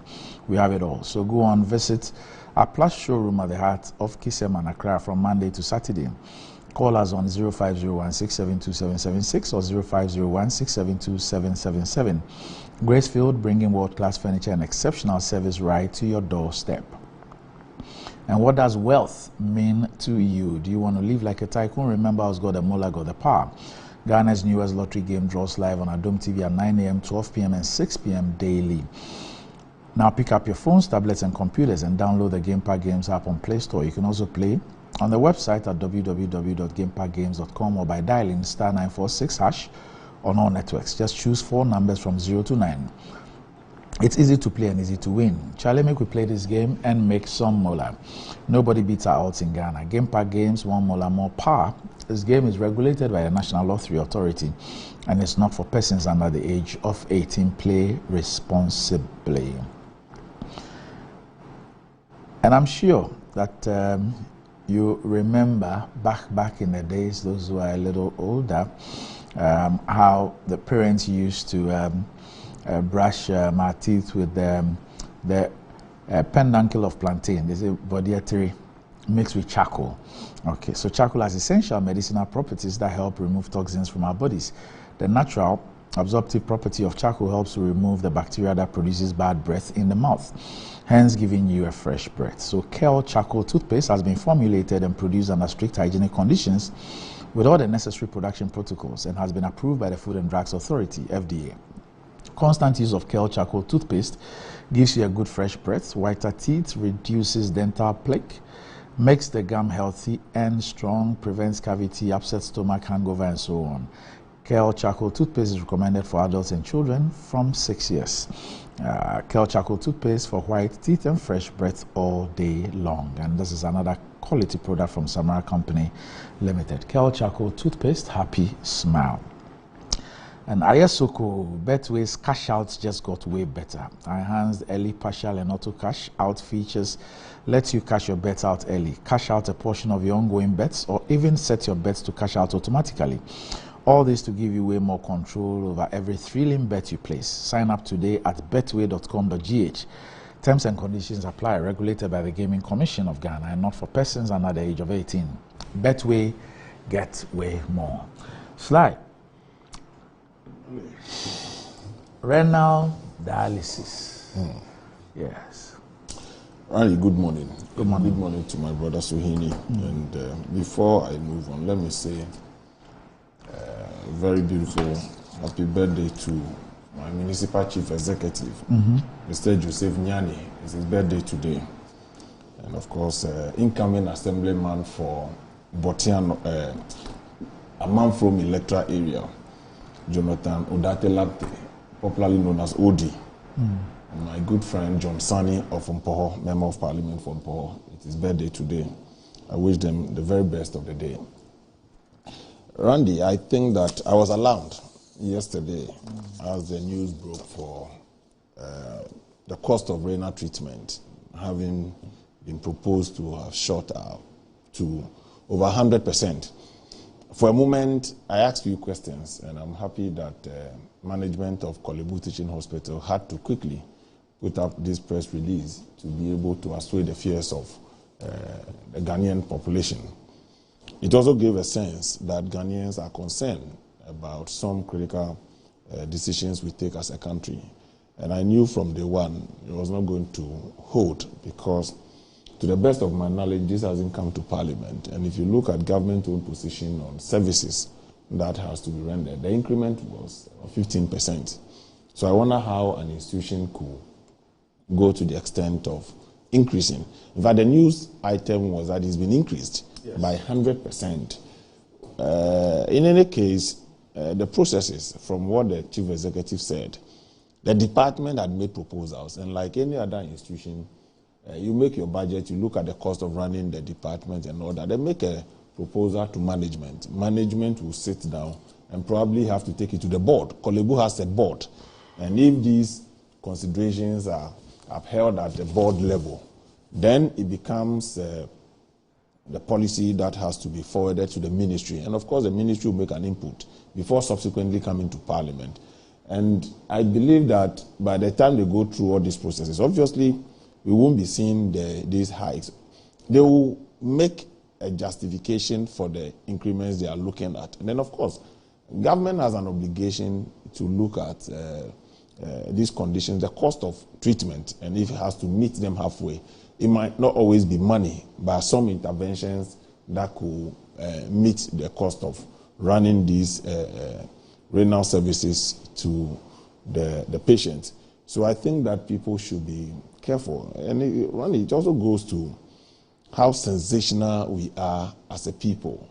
Once we hear or have benefit of information, and I believe that people in some position, everybody has signed the oath of secrecy and the oath of allegiance. We've taken it to the dogs. And the least opportunity, we are on social media becoming alarmist. And this is a clear case of causing fear and panic to the public. I mean, would you really say that? Because the CEO admits that notice was posted at the unit. People went there for treatment. I'm coming there. Okay, they saw it. But and they took a picture. It's highly inappropriate. It's highly inappropriate on the part of management. Yes. Whoever did this, I think that management is backtracking on because nobody can actually put out a notice without prior approval from management. Nobody within an organization. It goes through a process, and the PRO or whoever. In fact, the PRO will not have the capacity to determine how much they should charge. It comes from the head of department or perhaps the CEO of the entire facility. But if they are backtracking, I believe that they owe the public some degree of apology, so that they might have caused a lot of people. Somebody wouldn't have gone to the facility the next day having cited these kind of notice out there. So I think that is highly inappropriate on the part of management that to put this where you know the processes to the extent that it has to come to Parliament for parliamentary approval. In our own budget, government has outlined clearly that services that government renders should not be increased more than 15%. So to begin with, you have a base rate. If you have need for further funding, then government has to make provision for that additional funding. You can't burden the ordinary person. So as a member of Parliament, when I heard that, I was alarmed. How possible? It is not going to be possible. 100%, you can't do more than 15%. And if they come before the Finance Committee for justification, obviously, it will not pass. The Parliament will not pass these kind of increment for them. So government have to sit with them and look at the cost of the renal services we render. And of course, National Health Insurance can also have a space. They should consider having to bring this, because even if it's 100 Ghana cedi per treatment, as it stands, even 300 cedis, how many people can afford 300 cedis if they are in such condition? Not everybody can afford that, especially 300 cedis, 3 sections, 900 cedis in a week. Multiplied by 4. How much is that? Over 4,000, almost 4,000 Ghana cedi, 3,800 Ghana cedi. How many people can afford it? Well, minimum wage. How much is the minimum wage? And this is no respecter of anybody. And we are told that the people, the age group of people who are suffering from this unfortunate disease, some are students as young as university students. And if they don't have the resources to be able to do this, what happens to them? So we should be able, and we thank Fair Sky for doing a yeoman's job for 8 years. And I'm surprised he hasn't really blown his horn in doing this noble gesture for 8 years. If you should quantify how much he spent, a lot of money had been spent. And I think that God will really, really bless him. I wish for God's blessings and increase in his business for what he has done for mankind. But for him, I wonder how the department could be. And if you hear the chief executive, they are now looking at expanding their scope so that people should not be traveling. So this also plays a burden on philanthropists in our society, that we must all find a way to contribute something. You look at a company like Awake, they contribute something to any sales they make to the cardiothoracic center. I think that other products should be considering having put in something, a peswa or so, into this particular thing. And we should all find a way to have a fund to be able to contribute into it, to support it. You can't place a burden, 900 cedis, whatever, somebody who doesn't earn anything at all. What happens to the person? Of course, the person's life will be taken from you. And of course, the preventive aspect is that we know the causes of this, and mostly, some of them, you can prevent them. Recently, you saw Kofa mixture that was staged, choreographed, a concoction of Coke, Fanta, and Sprite that was choreographed, staged, and sent to some media houses for publication. They did not check, and they were running advert with it by the fourth state, that people were running commercials on it and people were rushing for it. If these were concoctions that will affect your renal, obviously a lot of people will fall victims to it. So the preventive aspect, we have to really look at it, streamline our laws and ensure that public advocacy is really enhanced on this. Nowadays, Department of Civic Education is nobody hears about what they are doing for things of this nature. I'm surprised that these things really go on, and I'll tell you why I'm surprised. Recently, sometime early this year, on one of our programs here, I think they were discussing something health-wise, and they had a panelist who was a recognized alternative medicine clinic. No. And in the course of a conversation, it's not an advertisement, like in the course of a conversation about a particular ailment, the person then mentioned a product that his company has to deal with that particular thing. Okay. So the Food and Drugs Authority actually wrote to us. Yes. And said that, look, we had that program, and it's not one of our top-notch programs. But they were able to monitor to realize that in the course of that discussion, that panelist mentioned that product, which they had not licensed them. Right. And so as a surveillance, they find us. Wow. Yes, they find us, and they want us, and they find us. Yeah. So that's a good one. So I sometimes get a bit surprised. Yeah. If some of these full blatant advertisements go on and on and on and on unnoticed. Yeah. Because if the station is fine, one or two, obviously producers, hosts, everybody will be careful. But the challenge is that, you see, Metro is a very big station. So obviously it might not have been the regular surveillance team, but perhaps a management or somebody in a higher position watching. What about the smaller stations dotted all over the country? Over 600 or 700 radio stations in this country. Do they have the mechanism to monitor and really get people caution about some of these things? So the preventive side, we have to take it serious. And this requires a multi-faceted approach where institutions should collaborate and be able to do this so well.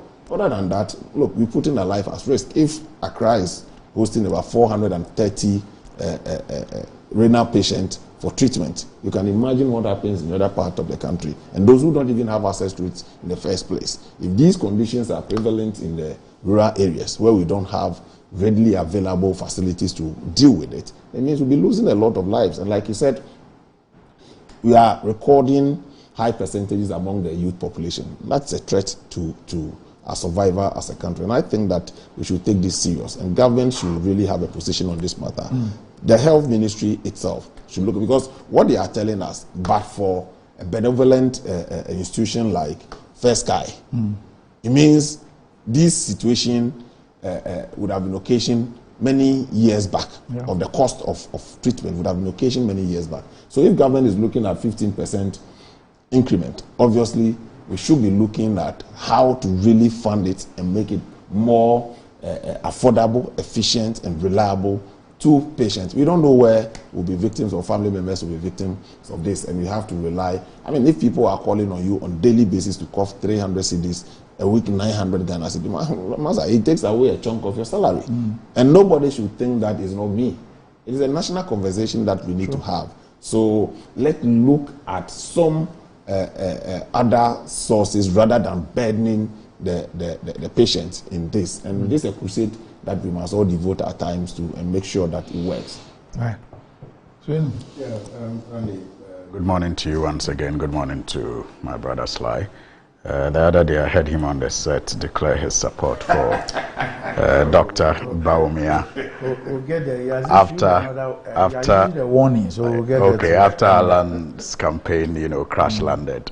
I was asking him when I came in if he still has, if he's an elephant with some butterfly wings or not, but I'm sure we'll get there. Randy, I will also begin this conversation by commending the First Sky Group Limited. I think that there are so many of his kind in this country who are doing great work in silence, and it is only the Almighty God who can bless them and expand their coast to continue, their support for this nation in the way that they do. I was equally marveled to hear that they have been doing this for 8 years, supporting over 60% of patients who visit the dialysis unit at Korle-Bu. And I will encourage them to also look at other ways of making more impact with whatever budget that they have for this project. For example, I think if they begin Parliament, the National Health Insurance and the Ghana Health Service, they could, or together, we could find a way of supporting either the National Health Insurance Scheme with that budget that they have, and also some support from the Ghana Health Service to put dialysis treatment on the National Health Insurance Scheme. And I think that will be more universal, that will be more impactful, and that will go a long way to support the management of people who have that condition. But nonetheless, whatever they have done so far deserve tons and tons of commendation. In fact, and I congratulate the CEO and the workers. The issue of the transplant in Ghana. Yes, in Ghana. I mean, first of all, the First Sky Group financed everything. So wonderful. Everything. Wonderful. And so if you look at the transplant, how it costs people, let's even use those who go to India. Yeah. First of all, how to even find a match. The travel to India, the stay in hotels, the cost of the treatment. All of that cut out. So once the capacity has been developed here and it can be done here, it reduces the cost by virtually 80%. I mean, these are some of the things private institutions abroad do, and eventually expand into research, into... And at the same time, the issue of the stakeholder engagements and getting the necessary legislative backing for the organ stuff, they are still at the forefront. Funding it and supporting it. They are supporting getting the parliamentary select committee and other stakeholders to come together. Wonderful. Because the issue of organ harvesting is also a serious global matter. And that is why you need a legal regime to be able to regulate it properly and all that. And they are the forefront of getting the legislation as well, because without the legislation, the issue of even having the transplant here could become, so they are already doing part of what I am suggesting. I just want to commend them again. And maybe on this note, Randy, let me also commend the management and leadership of the Tamale Teaching Hospital for the work that they are also doing in this regard. I have information that suggests, for example, that they are also subsidizing, the cost of treatment for people managing dialysis, situation. And when you were listing the number of centers, you noticed that the northern region takes care of the Bono region, Upper East, Upper West. And because I understand, because they don't have. And I understand that some even come as far as Burkina Faso, to the Tamale Teaching Hospital for care. And unlike Kumasi and Accra, in the northern region, you do not have private, places where people can even go to for these services. And so it's all TTH. Yes, and that puts the burden on TTH. And for them to be able to manage the pressure this far, because this well. There's one center, yes, and there are 5 machines. 5 machines, yes. So for all of the people who are in Northeast, Savannah, Upper East, Upper West, Bono, yes, and then in Burkina Faso, I understand people come. So from all there. of them, come for the 5 center. machines, and the one center that has only 5 machines. 5 machines. Randy, and the interesting thing is that they also get their consumables from the same vendor that Korle-Bu is getting, its consumables from. But interestingly, they are charging 300 Ghana cedis, even though the cost of consumables, 360. Yes, even though the cost of consumables, I understand, is about 450 Ghana cedis. And they don't also have the support of First Sky or any other company, unlike Korle-Bu is having. And so that is why I think that it's important that we commend the management of the hospital and the workers who are also handling this. The machine itself, I would have to check. So I think that we But the big question we need to ask is, for how long can they continue? That's where I'm getting to.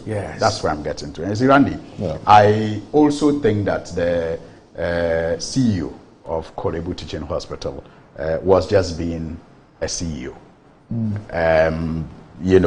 trying to manage a very bad situation, and you can call it PR, because there is no way that the hospital would have put out that notice without management, say so. So it's possible. Again, Randy, the public relations officer, I mean, I don't know about Korle-Bu, but in many institutions, the public relations officer is part of management. And so if the public relations officer came out to defend the notice and to give reasons for the increment, it becomes difficult for the CEO to convince me that management was unaware of this, intention or decision, because that's what it was, to increase the prices the way they did. So he doesn't say that they are unaware. Yes, they had not approved. Yes. All he's saying is that we are aware that the unit had made a case. We agree with the case that has been made. But there is a process through which we arrive at charging fees. That has not been done. And so you could not have put out a notice. So I just say that thanks to social media, because clearly this would have, I'm sure it had already been implemented, and it is very possible that some patients had to pay, because dialysis is a matter of life and death. And so those who had the money on the day that the notice was put up until now would have paid. And again, it is very possible that some may have returned home and their conditions may have gotten worse as a result of their inability to pay the price that was put up on the day. So I don't think that the CEO was very, forthright with the development. I commend him, however, for the intervention that has been done now, and I hope that that intervention will lead to the right processes being undertaken for whatever review of prices that may come thereafter. But Randy, it also brings into focus the management of Korle-Bu once again. I mean, some of these things are reported every now and then, and sometimes it has to take public outcry for the right things to be done. Just here, I have received, a number of, reports and concerns relating to chemo treatment also at the Korle-Bu Teaching Hospital. And the information is that the price of, one chemo has also increased by about 150 percent. Oh. Yes, so you will want to know if that also is an oversight. I mean, and the indication is that in some cases, and that is not just related to chemo treatment, in many cases at Korle-Bu, people complain of how much they pay as against the receipts that they are given and the cost that is written usually on the receipts. You pay more and you get less on the receipts that you are given. So all of that has to also be factored into this discussion. But the bigger picture, Randy, for me, is the issue of the economy. That is the bottom line. Because you speak to the vendors, for example, where Korle-Bu and Tamale Teaching Hospital may be getting their consumables from, and they tell you how much they now have to pay, for example, to clear their goods at the ports. And as a result of these higher tariffs that they now pay to clear these reagents, they are compelled to increase the cost of these reagents. And obviously, no matter the support Korle-Bu or Tamale Teaching Hospital gets, they are going to at some point have to pass on the full cost of the consumables to the patients. And that is why sometimes when we have these discussions about economy, people tend to view it with political lenses because the conversation is had by politicians. But the fact is that it affects all of us directly and indirectly. And it doesn't matter who is highlighting it for attention. Look, the other day I heard, some of the importers, Guta and others, complaining about the decision of the Ghana Ports and Harbours Authority to yet again review their tariffs, after they did so last year. And this was just a couple of weeks ago. I think that was in August. They reviewed their tariffs again. And this discussion, Randy, if you monitor on social media, the discussion of the dialysis, if you monitor on social media, is linked even to the cost of paying for used vehicles. Yes. It's linked to that. And that is so important because you cannot discount the impact of the cost of importation on the consumables that are used to offer services, whether it is dialysis or it is chemo. And last year, Randy, when I looked at the changes at the ports, it was mind-boggling. And to think that they are reviewing it upwards again this year tells you that we all need to brace ourselves for higher cost of accessing services, even in the future. For example, in 2002 October, Randy, a 40-footer container, that was, that importers had to pay charges to Ghana Ports and Harbours at about 1,971 in January. In 2002 January, they paid 1,971 for a 40-footer container to the Ghana Ports and Harbours Authority. By October, they were having to pay 3,348 for the same 40-footer container. And that's not the only charge that they paid. They also had to pay, MPS charges that had gone up by about 13%. And they also paid transport charges, for the transporters who move their goods from the ports to wherever they trade in the city. And for example, drivers charge between 3,000, 11,000 to 25,000, when previously they were charging 1,000, 4,000 and 10,000 for the same,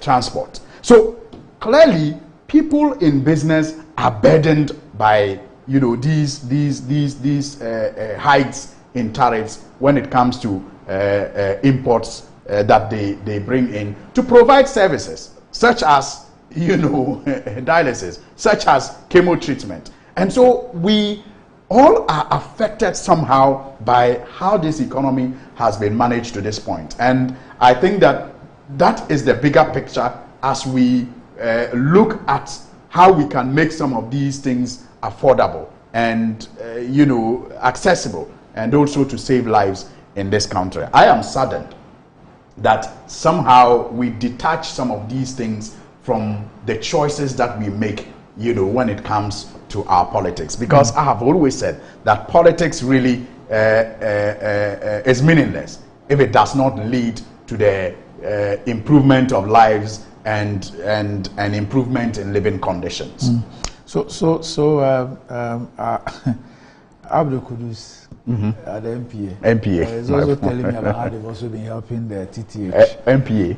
Okay. So he says that they support the construction of an ancillary facility for the oncology department. Okay. Then he's also speaking about the chemo treatments also there and all that. Okay. Now, it appears that this whole Korle-Bu and the charges and all that. I have a text from, you know, you when you were dealing with the issues of the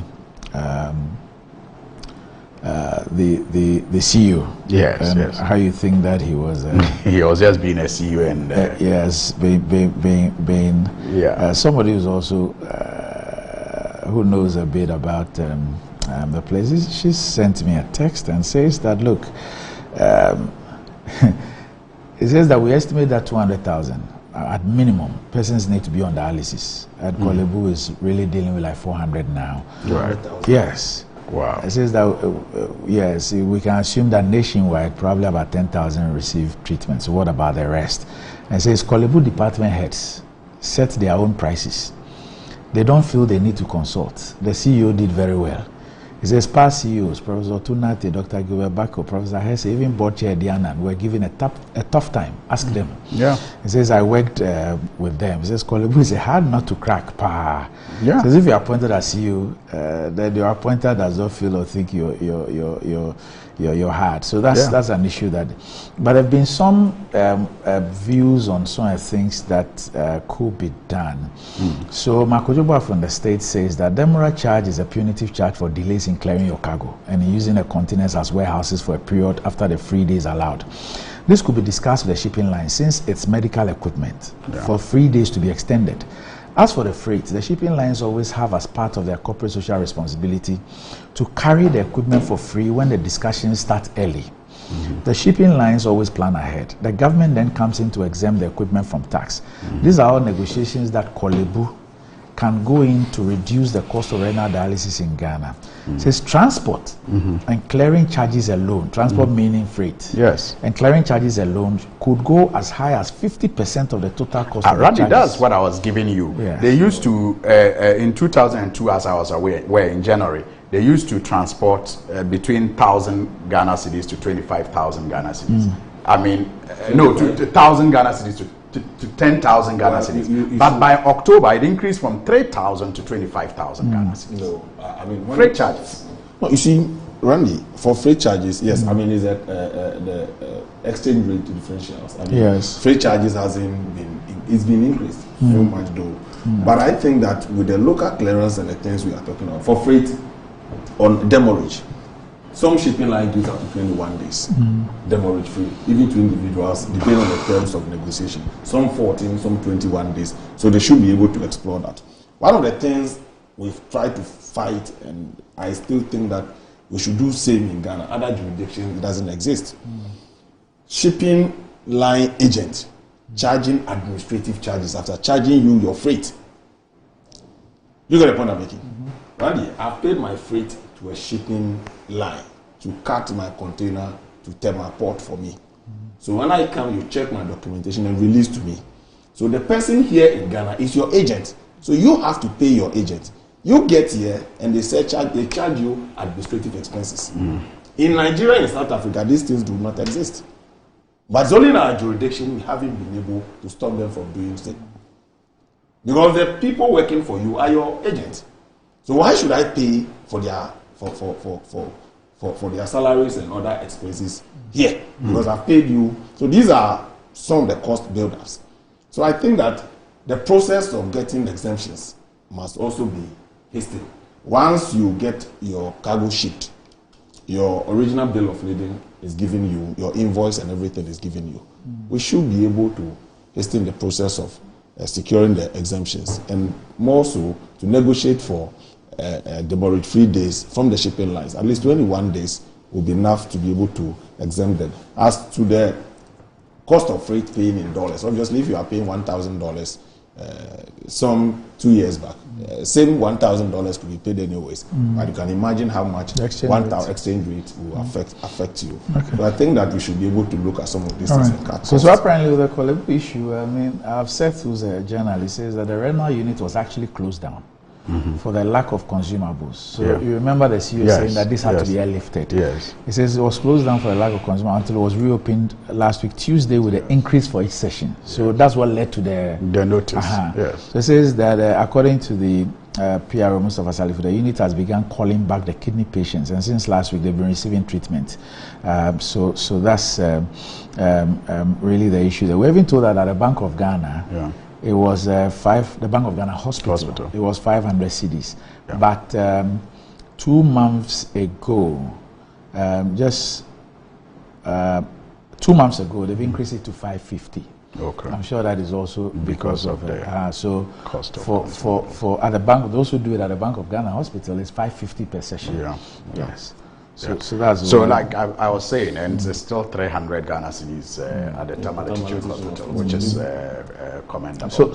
And they even buy how do we call it?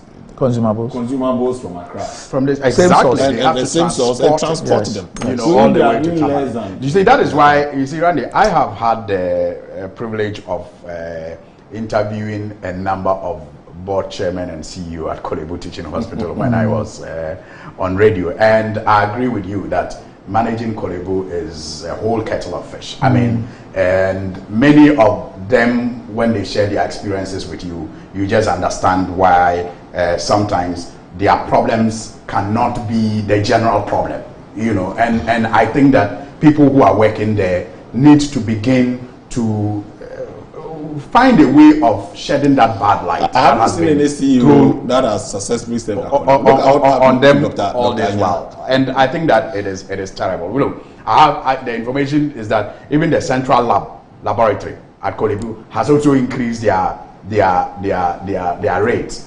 As to whether they have parliamentary approval or not, you cannot say. And the chemo thing I was talking about, a patient just sent me a receipt of how they paid 550 Ghana cedis, but were given 70 Ghana cedis receipt.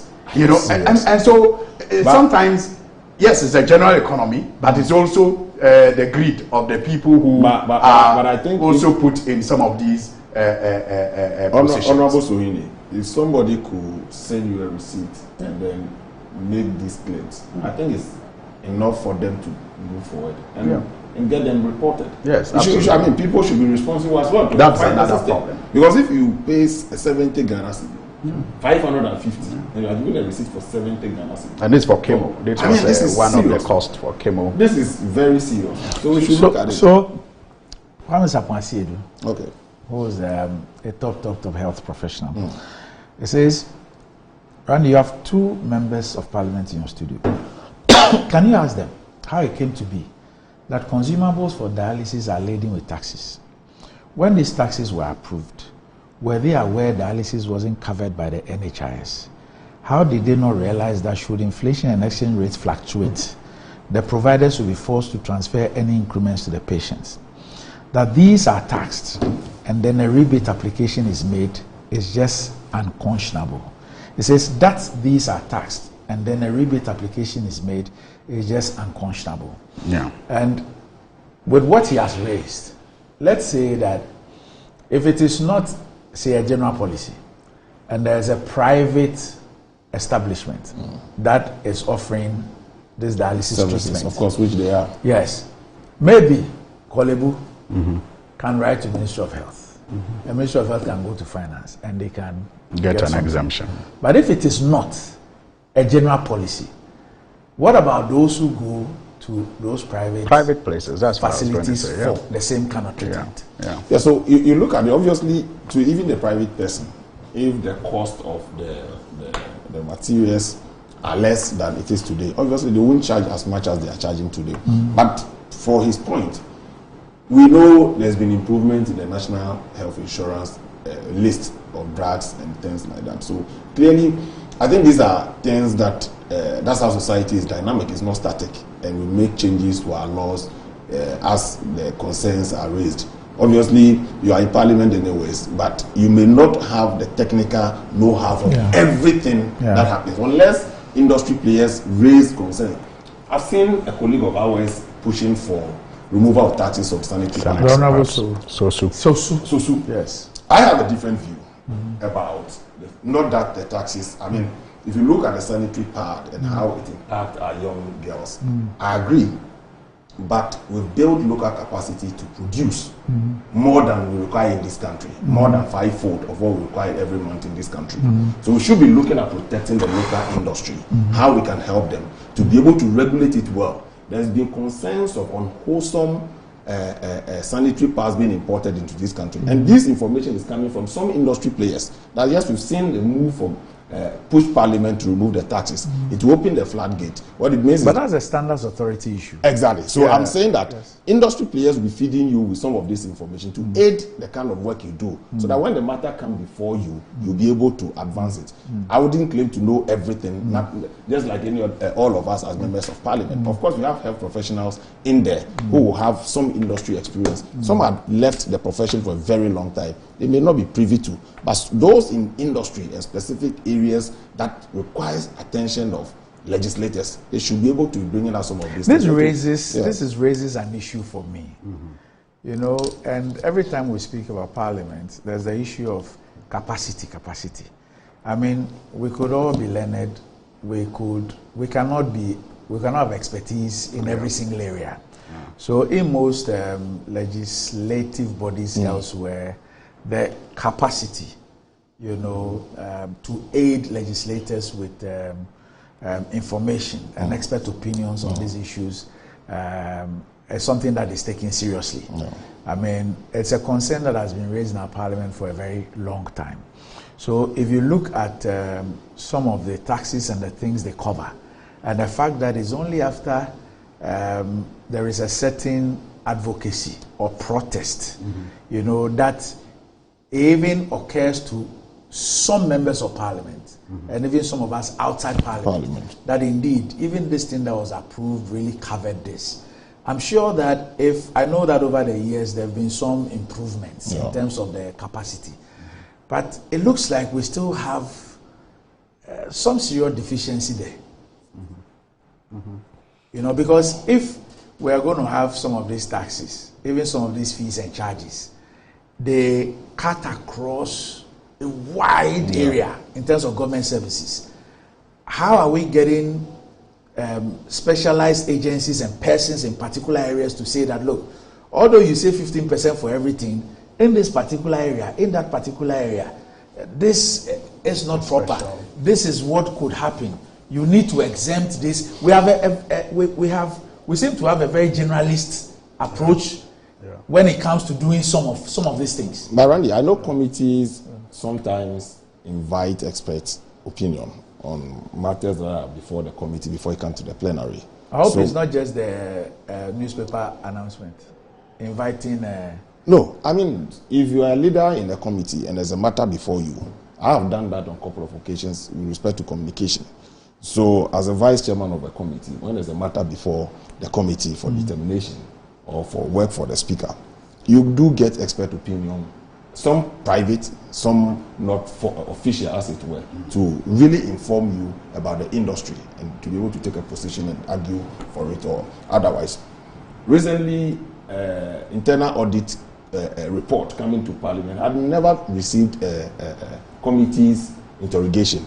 So when the speaker referred the matter to the committee on local government for interrogation, we had to get the internal audit committee authority to come and take members through and invite some experts about how to deal with these matters pertaining to internal audit queries from local governance structure in this country. So I know that some committees usually invite people for some expert advice, but I think that it should not be limited to just official invitation, but there are people with a lot of industry experience that by way of writing and prompting people, you can write to any committee on matters of this nature, and it will be worth looking into it. For capacity of members of parliament, Randy, like you said, you have lawyers, you have teachers, you have nurses, you have media men.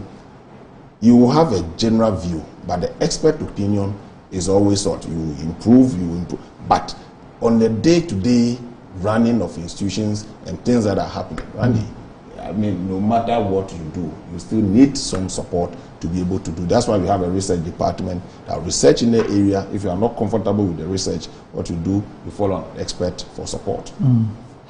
You know, Randy, I think that this whole idea of tax exemptions also can be viewed in the context of what I say we do in Ghana. Major in minor and minor in major. I mean, when you come to Parliament, Randy, and you look at the number of tax waivers that we give to some institutions, you wonder why it is difficult for us to exempt, you know, tax payment on some of these essentials. I'll just share a data I have with you, Randy. In 2017, the total tax waivers that Parliament granted amounted to 123,491,358.88 dollars. 123 million. So in cities is over 1.2 billion. Yes, it's about 2 billion in cities. It's about 2 billion in cities. And that was just 2017. Let me go to 2018. 2018, you have a total of 349,152,368 times 3 dollars. That's times 3. That's times 3. Then you have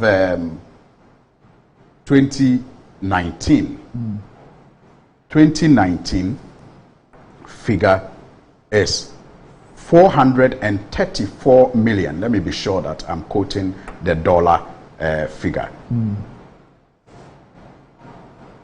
Well, you know, this 2019, the data is, you have the dollar figure, you have those that were granted in dollars, and those that were granted in cedis, and those that were granted in euros. So you have one here, 256,630,541, and that was the US dollar figure. Then you have the euro figure, which is which was 328,470,507 euros. That was the euro figure in 2019. Then you have the Ghana cedis, those that were granted in Ghana cedis, a total of 434,447,912. That was in 2019. And you have I mean, some also in UAE.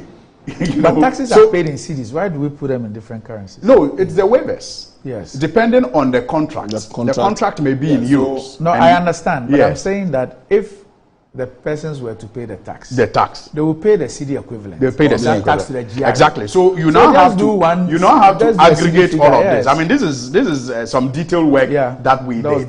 You understand? So you now have to aggregate all of that and then find out the total figure in Ghana. But the point I'm just seeking to make is that when you look at these sums that we grant companies, that in most cases are not even Ghanaian companies. Maybe one of the things we need to do, and both of you are here, maybe one of the things we need to do is that, for example, we should ask ourselves how much we make from taxes on sanitary pads. On sanitary pads, how much we make on consumables for dialysis and chemo and others. Yes. And then we. So I'm saying that I think that we have the capacity. We're being pound foolish. Exactly. We have the capacity to waive taxes on some of these things, if only we did well in containing, you know, the waivers that we give some of these companies who may not even deserve it. And I am surprised that we are not even implementing. We say we want to boost tourism, so we can waive taxes on the building of hotels. But when it comes to essentials, things that support the growth of our young girls. And you know, Randy, this even brings into focus maybe something that is not quite related, but somewhat related to this discussion. I was in Tamale for about a week, you know, monitoring this voter registration exercise. And a topical issue on the local radio there has to do with the Zosimlina, is a chief, a local chief, who brought in medical equipment for the use of the Tamale Teaching Hospital. But those equipments got auctioned by the Ghana Ports and Harbours Authority because, you know, authorities could not pay whatever charges they had to pay for those, you know, equipments to come. And it has been suggested that those equipments are now being distributed, you know, in the Wale Wale constituency by the MP. And it is a huge discussion, you know, that people are having in the region. So it tells you, I mean, how sometimes, why would somebody bring you medical equipment that you lack? And then you don't have a system in place that will facilitate its easy, you know, clearance at the port, leading to it being auctioned. There's been abuse of this and bringing in medical equipment. You find the medical equipment being sold. There are processes you go through. If it's a donation to a recognized or a subvented government institution, you should start your documentation right from there. An individual comes to port and brings 10 containers of medical equipment. Medical equipment are sold on our market. And you come and say, this is a medical equipment I want to donate. What is the evidence that you want to donate the medical equipment? So that's why don't we have a structure in place to be able to identify these things and track them? The third person who brought them, if the intention is to donate them to Tamale Teaching Hospital, you should have a conversation with Tamale Teaching Hospital. I have these things, and let them be the consignees of the equipment you are bringing from the onset. You don't bring equipment in your name and you want government to give you exemption, and you go and give 2 or 3, who monitors it? So if Tamale Teaching Hospital, they will tell you we don't even need this type of equipment, as it were. So it has to be established. I mean, there's been exemptions for medical equipment over time, and it's still being done. But one do not come on air to say that I brought in medical equipment I want to give out. I think the whole issue about confiscation at the ports is something it must be looked at completely. The way the political class governments are, sometimes it's like it is a prayer. It's deliberate. Or impediments are even put in people's way. So that you are not able to clear what you have brought in, so that some people will benefit. Can just, I mean, that particular thing. My experience at the port, shows that government is interested in the revenue. Once you bring the revenue, you bring the items to port, you have stipulated period to do the clearance. Why would people wait if you are not able to clear? There are processes of even warehousing them and taking them in bits. These are all options available to people. Like you are saying, this person brought in medical equipment. He didn't even know how to go about getting exemption. And goes to see an MP or go to see political. I'm saying so. I mean, it happens. People come to me. Somebody brought a school bus, but it was a donation from a friend or so, a pen pal. A long school bus is a constituent. He came to me that, oh, you know, I run a school. I've been given a donation of this bus. Help me get the exemption. I directed him to the Ministry of Finance. The school is not a government subvented school. It's your private property. So they are not entitled. They are not entitled. But the person brought it with the notion that it's a school. I'm doing service to the community. It doesn't work like that. So anybody who bring items to the port, and you are an importer, you want to clear them, you have a market for it. Obviously, if you so I hear you and understand what you're saying. But what you will find out is that after this same bus has been confiscated, it will not be given to a public school. Yes. So that's a brilliant. Brilliant. I mean, if the idea that the person is exempted because you are not running a public service, it will be given to. The law is such that if it's confiscated, a public or is gazetted, a public auction is conducted. There's a sham. Yes, I mean, you can argue about that. You remember when NDC was in power, there was this gentleman at the Mabot. It was a whole, it's been like this all the time. The issue of allocation and the issue of auction. Now, custom have moved to even doing an online auction like we do COPAT or IA and all that. Today, custom, we've been doing public auction. So these are things that people should be educated. But a lot of people, when we go into the realm of allocation, then that's what the problem is. But when we go to the realm of auction, it is available. It is no longer yours. You've confiscated it. The state has confiscated it. It's gone to the process of gazetting it. Then it becomes a public... See, the state is interested in its revenue. Yes. The people who work for the state are not interested in the revenue. State revenue. I wonder... They are interested You in know many listen, you see why, you see the suggestion Randy raised. For example, if you are denied a school bus or you are denied exemption on the importation, yes, you are denied. No, let's say you are denied exemption because you are running a private school, and so exemption will not cover you. If it is confiscated by the state, one will think that the auction, if there is going to be any, should be done to public schools. No, but you see, that is another matter. Let the public, but trust me, an individual who is also running a private school, but may have connections with the government, will get allocated that vehicle, and he will pay less than even the duty you were supposed to pay. Allocate a 15-year-old bus to Tamale secondary school. How is government going to run that bus? The cost of running it. I mean, it's at a stage that you don't even need to allocate the cost of running. You can't even run it. Let the schools decide. Oh no, please. The government manages the schools. Government has been let the managers of the schools decide. Then you go and give a 15, 20-year-old bus to a government school. I mean, it's counterproductive. So obviously, government have been giving schools buses to schools all the time. They've been doing it. We've seen the buses being given from time immemorial. So I don't think that government will make a decision that I've confiscated this vehicle. But how is it fair, Sly? I'm surprised you don't see the unfairness here. How is it fair? I mean, that policy, I am not qualified for exemption because I'm running a private school. Yeah. But with my connection with whoever is in charge of the allocation, let me even if I also have a private school, I will now get allocated the bus and I will pay less than the duty that the one who first brought it in was supposed to have paid. Let me explain this. How is that fair? If you bring in a 25-year-old bus or 15-year-old bus, it is an over-age vehicle. You may pay maybe 50% penalty. If that same vehicle, so the duty is less plus a 50% or 100% penalty. So if it's confiscated and it's being auctioned, it will auction without the penalty. Because the person buying at auction had not taken the risk of bringing an over-age vehicle. So it will be auctioned without the penalty. So that becomes less. But the actual duty, you'll be required to pay. That's where people don't get it. But if you bring an over-age vehicle, you'll be required. And of course, if the vehicle stays at the port for that long, even a year, and you are going to clear, and you have a first right of refusal, and the commissioner granted to pay your duty, you pay the entire, how do we call it, the duty plus penalty, and the number of days the vehicle has stayed at the port. But if it's auctioned to me, I pay maybe 1,000 cedis for the storage at the port, and then I pay the duty without the penalty. So that's where people confuses the two. So for the duty that the state requires, you are not. For the penalty, it's for punitive measure that don't bring in an over-age penalty. And you knew it, you brought it, you pay a penalty.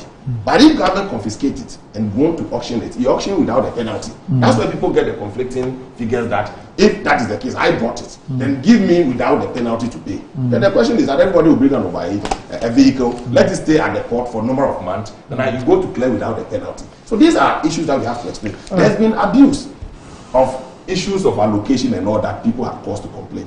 If these are things we are looking at the policy as it were, we should be looking at the policy. But if you look at the law of auctioning, confiscation and auction, I mean, it's clear to everybody. You won't bring a vehicle, you allow the vehicle to stay at the port for more than 60 days or even 6 months. Government confiscate it and give it back to you. I mean, it's not deterrent enough. So that's the basic line in all this. All right, okay, all right. So Sly. Randy. Alan Clementine is now the butterfly man. Yes, and A few headlines. Don't be distracted by recent happenings in the party, but me to MPP faithful. Right. There are more bitter people in MPP, but they haven't resigned. John Bodu jabs Alan. I was in Kufuor's favor in 2007 race. Others Alan. NPP MPs have not deserted me. Alan Chairman team. There should be nothing to hide if you want to be a public officer. Alan Chairman team on asset declaration.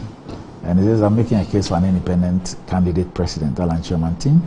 And he says, I will face off NPP leaders if they attempt to discredit me, Alan warns. And I've seen a news item where you are reported to have asked the Ashanti Regional Council of Elders to call the Ashanti Regional Chairman to me to order. Right. I think so, and I still stand by that. Randy, let me say, I made a declaration first on this show that I'm with the party. Alan is on his own, his ambition, whatever it is. I have so much respect for him as a Ghanaian statesman. I have nothing against Alan. But our political ideology at this time differs. I'm the MPP, I'm with the MPP, and I stand by the MPP. The internal primaries of the MPP have made a public pronouncement that I support Dr. Bawumia. It doesn't mean Alan is my enemy. It doesn't mean I should take Alan to the cleanest. No, I've made that public statement. It's unfortunate, a comment from John Bodu that there are bitter people in the party yet did not resign. I think that we shouldn't create a party with bitter people. If you look at the statement of Boakye Jackson, that Alan has been bold to put his statement out there, but there are people who resign at the ballot box. That's a very serious statement made by Boakye Jackson. So I think that we should build a party that people should have confidence in the party we are building, and that's more appropriate. And I commend the national leadership for the press conference to respond to Alan Chairman. They did respond to the issues without attacking Alan.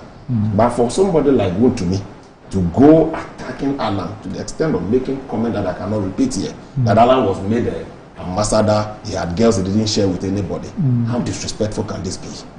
I mean, these are comments that does not inspire confidence in our party. We are building, and we should be seen to be building. That is why I've called on the Ashanti Regional Council of Elders to call him to order.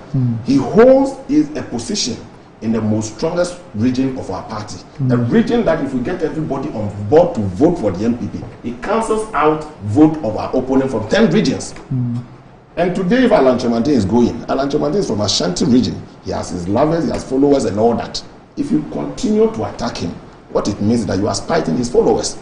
And with commentary he's making, I mean, I don't think that this is the time to be doing this. If you love Dr. Bawumia, if you love the MPP, this is the time to sound reconciliatory. Bring everybody on board. Let's make sure the difficult election in 2024, we all rally around the flag. Commentary of this nature does not help anybody. Issue of dissent, when we were going for the general election, they all supported John Bodu. When they lost, Kobia is now working with all of them. And so why? If somebody going to support Alan Chemante is going on his own. All the MPs that supported him, we've declared our support for the party. We are party people. Why go and attack the man, make a mockery of him? He has family, he has wife, he has family, he has relatives, he has people who believes in him. Today, somebody like S.K. Boafo is gone with Alan Chemante. You think he's somebody you can just belittle and walk over them? Somebody like Boniface Sadiq. But I still think that we should give them an open hands for everybody to come around the MPP. The MPP is a winning symbol. And I think that that is a vehicle on which Wontumi is a chairman. They don't destroy the people. What is the MPP? The MPP is the people in it that makes the MPP. So if you have penchant of attacking and making mockery of people, he would have been the first person we should make mockery of with his support for John Bodu. Subsequently, what happened? But it is right to support a candidate. And he is the leader of the party in Ashanti region. The NDC has made Ashanti region their World Bank of our voter region. They made almost 700,000 votes in Ashanti region. And so we should look at how to reduce that in Ashanti region in 2024 elections. So this is not the time to be attacking people. And I think that Wontumi should really sit back and watch his commentary in the media space and how he do the kind of things he does. It doesn't help anybody. It does not help anybody. Did you speak with Mr. Chemante before his announcement? Well, I spoke to him before his withdrawal, and I've made my position known after. So after his withdrawal, I've never had any engagement with him. Okay. Because he was on his own. He's withdrawn from the race. Once he's withdrawn from the race, I saw him as still an MPP person. In fact, the decision to go independent has been speculative. And for me, even withdrawing from the race, like I said, I was disappointed. I didn't want him to withdraw from the race. Let's go to the end. But he's an adult. He's a leader we follow. And he says that this is my decision. I mean, if he conflicts with my own interest, I leave. Just like my colleagues has left. But it doesn't mean I'll go and attack Alan Chemati. I won't do that. So it doesn't serve my interest. That's the caution I'm throwing out. That people should be measured in how they think they can mock or make mockery of people who don't share your conviction. Alan going independent, obviously nobody is happy about it. Nobody. If we are happy about it, the national chairman and leadership of the party wouldn't have been making gestures to bring them. And we've traveled that journey before. We shouldn't go back again. 1979, though we didn't see it, it's so fresh in the memory of any party person. And never again should we travel that journey. Look, we have now till December 24th. Anything can happen. Anything can happen. So, touch wood, like the history of elections are held in this country. Every 8 years, elections are likely to go into runoff. In 2000, we did runoff. 2008, we did runoff. So, assuming we are going heading for a runoff, and Alan is in the race as an independent candidate, won't you cut his vote to be able to make you win the general elections? So, this is not the time to be attacking Alan. I think that whatever his persuasions are, like the party said, we wish him well. We disagree with him. The party is more supreme. That is what rallies all of us. Still believe that MPP has the best of chance to win the next elections with Dr. Bawumia. Dr. Bawumia needs everybody, first of all, to bring people who don't share our vision or those who are not aligned politically. So if those who are aligned politically, you are attacking them, it's difficult to bring people who are not aligned to join your fold. So I think that this commentary is needless.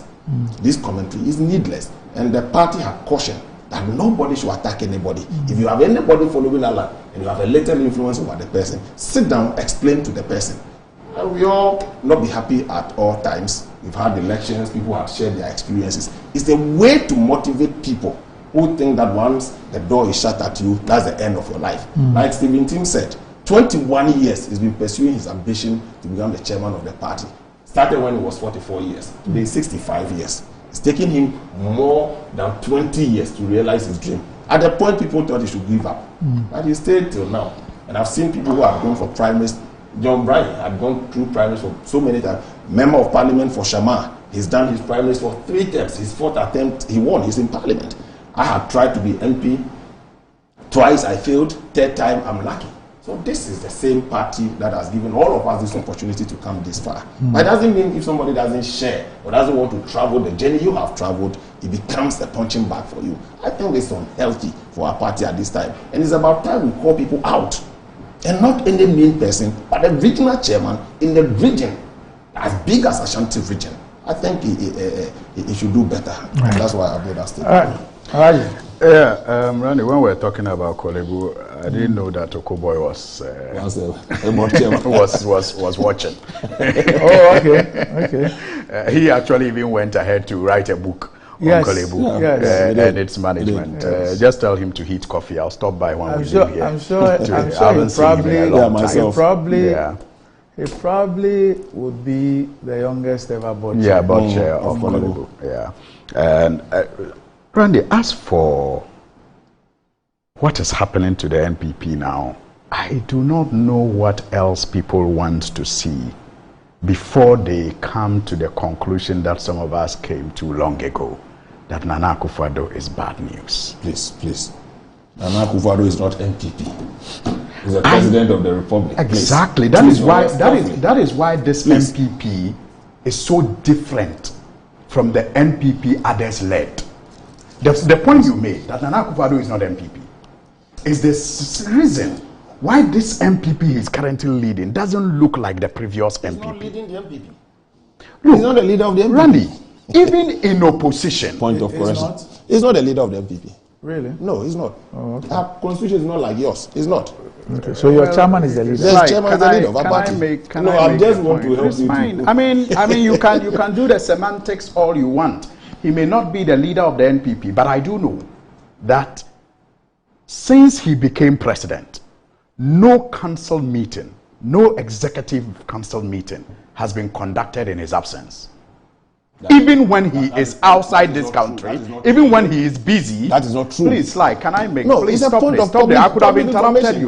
Please allow me. It's not true. Even when he is out of this country, meetings are rescheduled for him. No. So you can kid yourself with all the semantics about he not being the leader of this party. Look, Randy, even in opposition, this man, indebted his party. And when the chairman and secretary had problems with it, with violence, they were chased out of the party. Violence that led even to the murder of their own regional chairman. Are we therefore surprised that as president, he has indebted this country to the levels that we are seeing today? Are we surprised? Are we surprised that he has suffocated his party to the point that no mean person, that Alan Chiramantin, has no option, no room to operate in the party? He has to get out. I don't know what else people want to see before they come to that conclusion that many of us came to long ago, that Nana Akufo-Addo is bad news. Look, like I said, look at his leadership of the party in opposition and then his leadership of this country as president for the last 7 years. And tell me what is good about his leadership. What do you say to those who say that Mr. Chiramantin has too soft a skin for a politician? Because the other people, for example, if you take the election, a person like Ejaku was not happy with the decision on how to conduct the election to determine the fifth position. He penned his disagreement, made a legal basis, moral basis and everything, but yet stayed Randy, in there. You see, sincerely speaking, I have no sympathies for Alan. I am making a point, but it does not mean that I sympathize with Alan.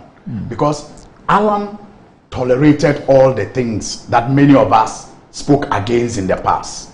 In fact, he aided it. Because at some point, he was their campaign spokesperson on trade. Part of the economic management team, the so-called solid team. So I have no sympathies for Alan. And again, Randy, I have no sympathies for him because whatever he may be going through that he finds unfair today, to some extent, when he was the favorite some time ago, others went through the same things. When President Kufuor's government somewhat favored him, his colleagues who contested with him suffered some of these, machinations that he is speaking about today. So I don't have sympathies for Alan. I'm just saying that he has become, he's bearing the brunt of the catastrophe of a leader that Nana-Addo is. But it doesn't mean that I have sympathies for him at all. And look, whatever he's saying, John Boydu is saying the same thing in different ways. Whatever he's saying, Boache Jaco is saying the same thing in different ways. Like he appropriately captures it in his statement. Alan may have announced his resignation. He may have put it to pen. He may have put pen to paper. But many in the NPP, like him, have resigned in their hearts, and that will be expressed when they get to the polls. That's not what he said. Well, I'm not quoting him. Yeah. I'm putting it in. But he actually said they have resigned in their hearts. As for that, he didn't say including him. No, I didn't say including him. He said many like him. I know many like Alan. Okay. I meant. Okay. I said Alan may have put his thoughts, on paper. But unlike Alan, many have also done the same thing, but they have done so in their hearts, and they will express that when they get to the polls. That's practically the same thing that Alan is saying and doing. So I'm saying that for me, says I should remind you that the Venerable Kwame Pianim, right, Dr. Rekubrobi, and Kakre Samwa, they all resigned from the NPP when Nana-Addo was not in charge. Oh, but you see, when President Kufuor was in charge, Randy, the party was not indebted. The regional chairmen were not killed. The party chairman and general secretaries were not chased out because of disagreements they had with flag bearers. In fact, you remember that the party chairman Peter Alajete actually took President Kufuor to court, who was their flag bearer. But he was not chased out. In fact, when President Kufuor won, he actually made him Speaker of Parliament, or nominated him Speaker of Parliament. So I'm saying that he's bad news. No matter how you dress him and dice him, he's bad news. And he is the reason why the party, and for that matter, Ghana, is in the crisis that we are in today. And as for his prodigy, the one he is promoting, I just will say, God forbid. I'm talking about Dr. Bowen, because look, the way he has started, I'm surprised that Sly and Co are comfortable with that politics. That divisive, religious, ethnocentric politics that he's doing across this country.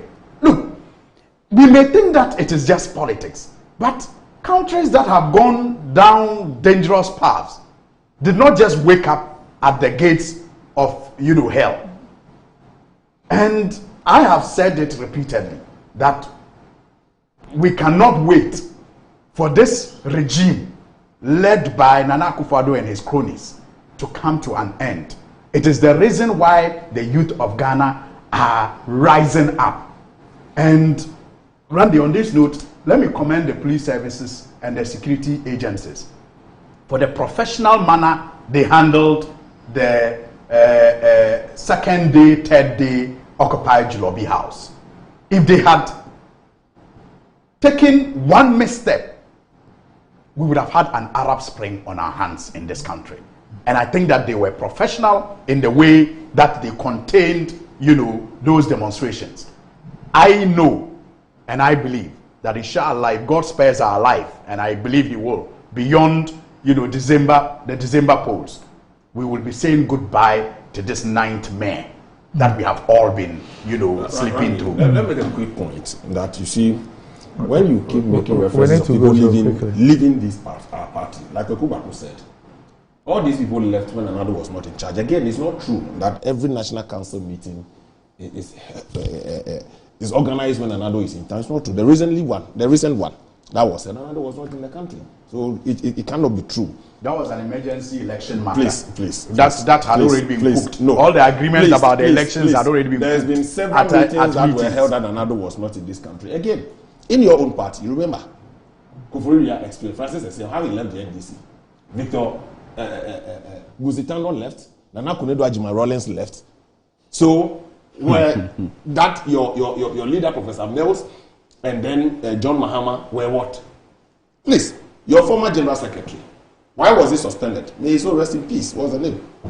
The one that left before I said Dugeti Akim. What's the name? Josiah Aye. Dr. Josiah Aye. How was he suspended from your party? Have you forgotten all these experiences? How? You sit here? I mean, context matter. Did you see the context? What is the context here? Look, the context because somebody has left the party. It means the president you are blaming. The leaving of the party is the product of the management of the party. Josiah was recorded by Stephen Tim. But it was recorded by who? By your party chairman. Who had that? The context matter. It is not true. He was recorded for receiving money from your party, your current party chairman. And that's an allegation. Your current party chairman. No, the record, the audio was out there. We didn't have any reason for suspending them. So why did you? Why did Afoko go? Why did Kobna Japan go? Tell us.